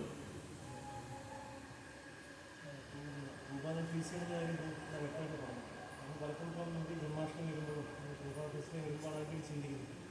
ദൈനംദിന ജീവിതത്തിൽ അങ്ങനെ ഒരു തോട്ട് പലപ്പോഴും വരാറില്ല. ഇങ്ങനെ ഏതെങ്കിലും ഭക്തൻ ക്ലാസ്. അതുകൊണ്ടാണ് പ്രഭുപാദ എപ്പോഴും പറയുന്നത്, എൻ്റെ ബുക്കുകൾ നിങ്ങൾ എല്ലാ ദിവസവും വായിക്കണം, ഒരു ദിവസം പോലും വായിക്കാതിരിക്കരുത്. ഇത്രയും ആൾക്കാരുണ്ടെങ്കിൽ നമ്മൾ ആരും വായിക്കാറില്ല, ഒരേ ഒരാൾ മാത്രമേ വായിക്കാറുള്ളൂ. അതാരാണ്? നമ്മുടെ ഹരേകൃഷ്ണ പ്രഭു. ആ ഹരേകൃഷ്ണ പ്രഭു എങ്ങനെ ഫോളോ ചെയ്യാൻ പറ്റുമെന്ന് നമ്മളൊന്ന് ആലോചിച്ച് നോക്കണം, അല്ലേ? പ്രഭുവിൻ്റെ അടുത്ത് അങ്ങനെ ചോദിച്ചു കഴിഞ്ഞാൽ പ്രഭു പറയും, ഞാൻ വായിക്കാറില്ല, ചിരിച്ച് കളിച്ച് ചെയ്യാൻ കളയും, അല്ലേ? പറഞ്ഞു തരത്തില്ല. ഒന്നുകിൽ ഹരികൃഷ്ണ പ്രഭു അല്ലെങ്കിൽ ഹരിപ്രിയമാണ്. അവർ ഇത്രയും, നമ്മളെങ്ങാനും ഡോക്ടറെങ്ങാനും ആയിരുന്നെങ്കിൽ നമ്മൾ ഈ ലോകത്തൊക്കെ നിൽക്കത്തില്ല, അല്ലേ? അത്രയ്ക്ക് നെഗളിക്കുമായിരുന്നു. അവർ ഈ ഡോക്ടർ എന്ന് പറഞ്ഞാൽ രാവിലെ പോയി കഴിഞ്ഞാൽ ഉച്ചയ്ക്ക്, അല്ലേ, എത്ര മണി വരെ മറിഞ്ഞ്? 3 മണി വരെയാണ്. അത് കഴിഞ്ഞിട്ടാണ് നേരെ വന്ന് കുളിച്ചിട്ട് ഓടിപ്പോയി അമ്പലത്തിൽ പോകുന്നത്. നമ്മളാണെങ്കിൽ നേരെ കട്ടിൽ പോയി കിടന്ന് ഉറങ്ങും. 7 മണി വരെ ഉറങ്ങും. ആർക്കെങ്കിലും ചോദിക്കാൻ പറ്റുമോ, ഞാൻ 3 മണി വരെ അവിടെ കിടന്ന് മറിച്ചിട്ടേ വരുന്നതെന്ന്? അവർക്ക് ശ്വാസം പോലും വിടാൻ സമ്മതിക്കില്ല ആൾക്കാർ. അത്രയ്ക്ക് ആൾക്കാരെ അവിടെ നിരന്ന് നിൽക്കുമായിരിക്കും. അതിനിടയിലാണ് അവർ അത്രയും ചെയ്യുന്നത്. ഇതിനിടയിൽ ഇതൊക്കെ എപ്പോഴും വായിച്ച് തീർക്കണം. നമുക്ക് ഒരു പിടുത്തം കിട്ടും, ഇല്ലേ? നാളെ രാവിലെ ഞാൻ എല്ലാ ദിവസവും ഹരകൃഷ്ണ പ്രഭുവിനെ കാണുമ്പോൾ ഇന്ന് എന്തായിരിക്കും പറയാൻ പോകുന്നത്, എന്തെങ്കിലും പറഞ്ഞതായിരിക്കും പറയാൻ പോകുന്നത്. ഇതുവരെ പ്രഭു ഒരു ദിവസം പോലും റിപ്പീറ്റ് ചെയ്തിട്ടില്ല. രാവിലെ മംഗളാരതി കഴിഞ്ഞിട്ട് എല്ലാ ദിവസവും ഇത് ഇവിടുന്ന് പിടിച്ചിട്ട് വരുന്നുണ്ടോ? ഞാൻ എപ്പോഴായിരിക്കും പ്രഭു അത് ഇത്രയൊക്കെ എഴുതിയിട്ടുണ്ടോ, അല്ലേ? ഇത്രയൊക്കെ കാര്യങ്ങൾ പറയാനുണ്ട്. അതും അതിൻ്റെ 10 ഇരട്ടി ഞാൻ എഴുതി വെച്ചിട്ടുണ്ട്. പക്ഷെ നമ്മൾ വായിക്കുന്നില്ല എന്നുള്ളതാണ്, അല്ലേ? നമുക്കൊക്കെ ഉള്ളൊരു കുഴപ്പമെന്ന് പറഞ്ഞാൽ വായിച്ചാൽ തന്നെ പകുതിയെ നമ്മുടെ മനസ്സിലിരിക്കുള്ളൂ, അല്ലേ? ഓരോ പേരുകളൊക്കെ ഞാൻ പ്രഭു എപ്പോഴും അങ്ങനെ തന്നെ ഇരിക്കട്ടെ, ടച്ച് വുഡ് അങ്ങനെ തന്നെ ഇരിക്കട്ടെ, അല്ലേ? ഹരകൃഷ്ണ പ്രഭു ഓരോ പേരുകളൊക്കെ പറയും. നമുക്ക് ആ പേരൊന്നും മനസ്സിലായി. ഞാൻ ഏതെങ്കിലും ഒരു ബ്രാഹ്മണൻ്റെ പേര് അത് വായിക്കുമ്പോൾ കേട്ട് കഴിഞ്ഞാൽ തന്നെ ഞാൻ ഈ പറഞ്ഞു വരുമ്പോൾ ഒരു ബ്രാഹ്മണൻ എന്നങ്ങ് പറഞ്ഞു നിർത്തും. കാര്യം പേരറിയത്തില്ല. ആ ഗ്ലോറിഫിക്കേഷൻ പറഞ്ഞപ്പോൾ തന്നെ ആ ഫ്രഞ്ചിൽ ആദ്യമായിട്ട് സന്യാസം എടുത്തൊരു പ്രഭു ഉണ്ടായിരുന്നു. പേരെനിക്കറിയാൻ പറ്റും, പക്ഷെ അവിടെ ഒന്ന് പറയാൻ തുടങ്ങിയപ്പോൾ അത് മറന്നുപോയി. അതാണ് നമുക്കത്രയും ഓർമ്മ പോലും നിൽക്കുന്നില്ല. സോ അത് അങ്ങനെയുള്ളവരെ നമ്മൾ ഫോളോ ചെയ്യാൻ ശ്രമിക്കാം. പ്രഭുവിനോട് ചോദിച്ചു കഴിഞ്ഞാൽ പ്രഭു അതിന് ടിപ്സൊക്കെ തരും. പ്രഭു ഒരു ദിവസം ഒരു നേരം പോലും വെറുതെ ഇരിക്കണ കണ്ടിട്ടില്ല. എന്തെങ്കിലും ഒരു അല്പം വായിച്ച് തീർത്തില്ല എന്നുണ്ടെങ്കിൽ കാർ അവിടെ അല്ലെങ്കിൽ ഇവിടെ കൊണ്ടിട്ട് അതിനകത്തിരുന്ന് ബാക്കി കൂടെ വായിച്ച് തീർത്തിട്ടേ ഇറങ്ങുള്ളൂ. നമ്മളാണെങ്കിൽ ഇന്നത്തേക്ക് ഇത്രയൊക്കെ മതി എന്ന് പറഞ്ഞ് നമ്മളിറങ്ങി വീട്ടിലെത്തിയില്ല പറഞ്ഞ് ഇറങ്ങി ഓടും. പ്രഭു പോകത്തില്ല. പ്രഭു അത് മുഴുവൻ വായിച്ച് അല്ലെങ്കിൽ ലെക്ചർ മുഴുവൻ കേട്ടിട്ടേ താഴോട്ടിറങ്ങും. നമ്മൾ വിചാരിക്കും ഈ പ്രഭുവിന് എന്ത് വട്ടാണ്, ഈ കാറിൽ തന്നെ ഇരിക്കണം. ഞാനിവിടെ നോക്കിയപ്പോൾ 3/4 മണിക്കൂർ ഒരു ദിവസം ഇവിടെ ഇരുന്ന് കേട്ടോണ്ടിരിക്കും, അല്ലേ? നമുക്ക് കേൾക്കാൻ വലിയ അതിനകത്തിരുന്ന് വളരെ സുഖമായിട്ട് കേട്ടോണ്ടിരിക്കണം. ആ ഒരു മൂഡാണ്, ആ ഒരു പുള്ളി ആ പ്ലഷർ അനുഭവിക്കുന്നത് അതിലൂടെയാണ്, അല്ലേ? നമ്മൾ ആ രീതിയിൽ എത്താൻ നമ്മൾ ശ്രമിക്കണം. We should follow the people who are doing those services. എങ്കിൽ മാത്രമേ നമുക്ക് മുന്നോട്ട് പോകാൻ പറ്റൂ. ഹരേ കൃഷ്ണ.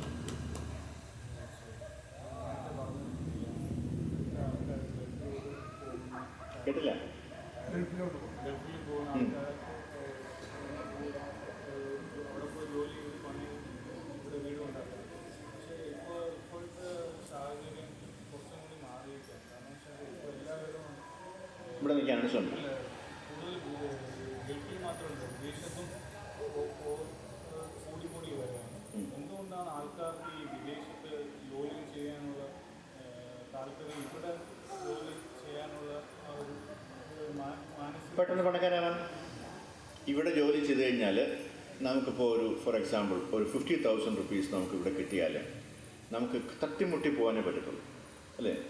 നേരെ മറിച്ച് നമ്മൾ ഗൾഫിൽ പോയി കഴിഞ്ഞാൽ ഇതേ 50,000 കിട്ടിയാൽ അത് ലാഭമാണ്. മനസ്സിലായില്ലേ? അതിങ്ങോട്ട് വീട്ടുകാർക്ക് അയച്ചു കൊടുക്കാൻ പറ്റും. അത് ഇവിടെ 50,000 കിട്ടുന്ന ഒരാൾക്ക് തീർച്ചയായിട്ടും അവിടെ 50,000 ആയിരിക്കില്ല. അവിടെ ഏതാണ്ട് ഒരു 1.5 lakhs എങ്കിലും അല്ലെങ്കിൽ 2.3 lakhs കിട്ടും അല്ലേ. അവിടെ എന്തെങ്കിലും ചിലവാക്കിയാൽ തന്നെ ബാക്കി അവർക്ക് അയച്ചു കൊടുക്കാൻ പറ്റും. ഇവിടെ 5 കൊല്ലം കൊണ്ട് ചെയ്യാൻ പറ്റുന്നത് അവിടെ 2 കൊല്ലം കൊണ്ട് ചെയ്യാൻ പറ്റും. മനസ്സിലായി? അതാണ് ഒരു കാര്യം. പിന്നെ അവൈലബിലിറ്റി അല്ലെങ്കിൽ എന്താണ് ഓപ്പർച്യൂണിറ്റീസ് ഇവിടെ കുറവാണ്. നമ്മൾ വിചാരിക്കുന്നത് പോലെ കിട്ടത്തില്ല.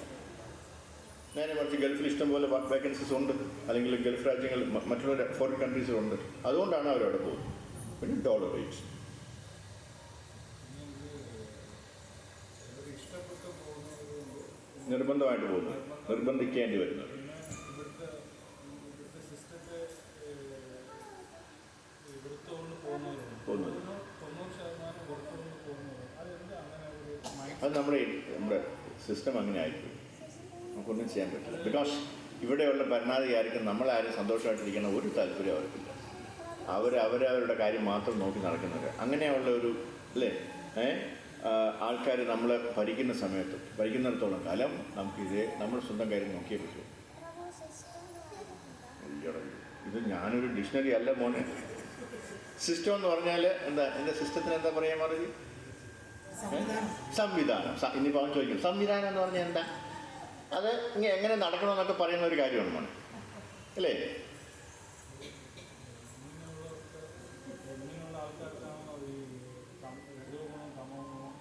തീർച്ചയായിട്ടും അവരെല്ലാവരും രജോ ഗുണത്തിലും തമോ ഗുണത്തിലാണ്. സത്യഗുണത്തിലാണെങ്കിൽ മര്യാദയ്ക്ക് ഇവിടെ തന്നെ. ഹരേ കൃഷ്ണ. Thank you. ശ്രീമദ് ഭാഗവത് ഗീത ഗ്രന്ഥരാജ് കി ജയ്, ശ്രീല പ്രഭുപാദ് കി ജയ്, ഗുരുദേവ് കി ജയ്. ഹരേ കൃഷ്ണ. ഇന്നത്തെ പ്രസാരം സ്പോൺസർ ചെയ്തിരിക്കുന്നത് ജ്യോതിർമയി മാതാജി ആൻഡ് ഫാമിലി. അപ്പോൾ ജ്യോതിർമയി മാതാജി ഫാമിലിക്കും അല്ലേ നമുക്ക് എല്ലാവിധ ആത്മീയമായിട്ടുള്ള പുരോഗതിക്കും വേണ്ടി നമുക്ക് പ്രാർത്ഥിക്കാം. അവർ വളരെ നല്ല ഉയർന്ന ആൾക്കാരാണ്. പ്രത്യേകിച്ച് വേറൊരു കാര്യം കൂടെ ഉണ്ട്. അതിനൊരു കാരണം കൂടെ ഉണ്ട്. കൊച്ചുമോൻ്റെ ആ പൊക്കം അനുസരിച്ചിട്ടുള്ള ഇതുമുണ്ട്. കൊച്ചുമോൻ്റെ അനയുടെ മിടുക്കനായ അനയുടെ ബർത്ത്ഡേയും കൂടെയാണെന്ന്. അപ്പോൾ അവർക്ക് എല്ലാവർക്കും വേണ്ടി എന്തോ പറയാൻ മതിയാണ് അവിടെ നെല്ലി അവിടെ എല്ലാവർക്കും വേണ്ടി നമുക്ക് ആദ്യം ഹരേ കൃഷ്ണ മഹാമന്ത്രം പറയാം. ഹരേ കൃഷ്ണ കൃഷ്ണ കൃഷ്ണ ഹരേ ഹരേ, ഹരേ രാമ രാമ രാമ ഹരേ ഹരേ, ഹരേ കൃഷ്ണ കൃഷ്ണ കൃഷ്ണ ഹരേ ഹരേ, ഹരേ രാമ രാമ രാമ ഹരേ ഹരേ, ഹരേ കൃഷ്ണ കൃഷ്ണ കൃഷ്ണ ഹരേ ഹരേ, ഹരേ രാമ രാമ രാമ. എന്താ പറയാൻ ഒന്നും പറയാൻ ഹരേ കൃഷ്ണ.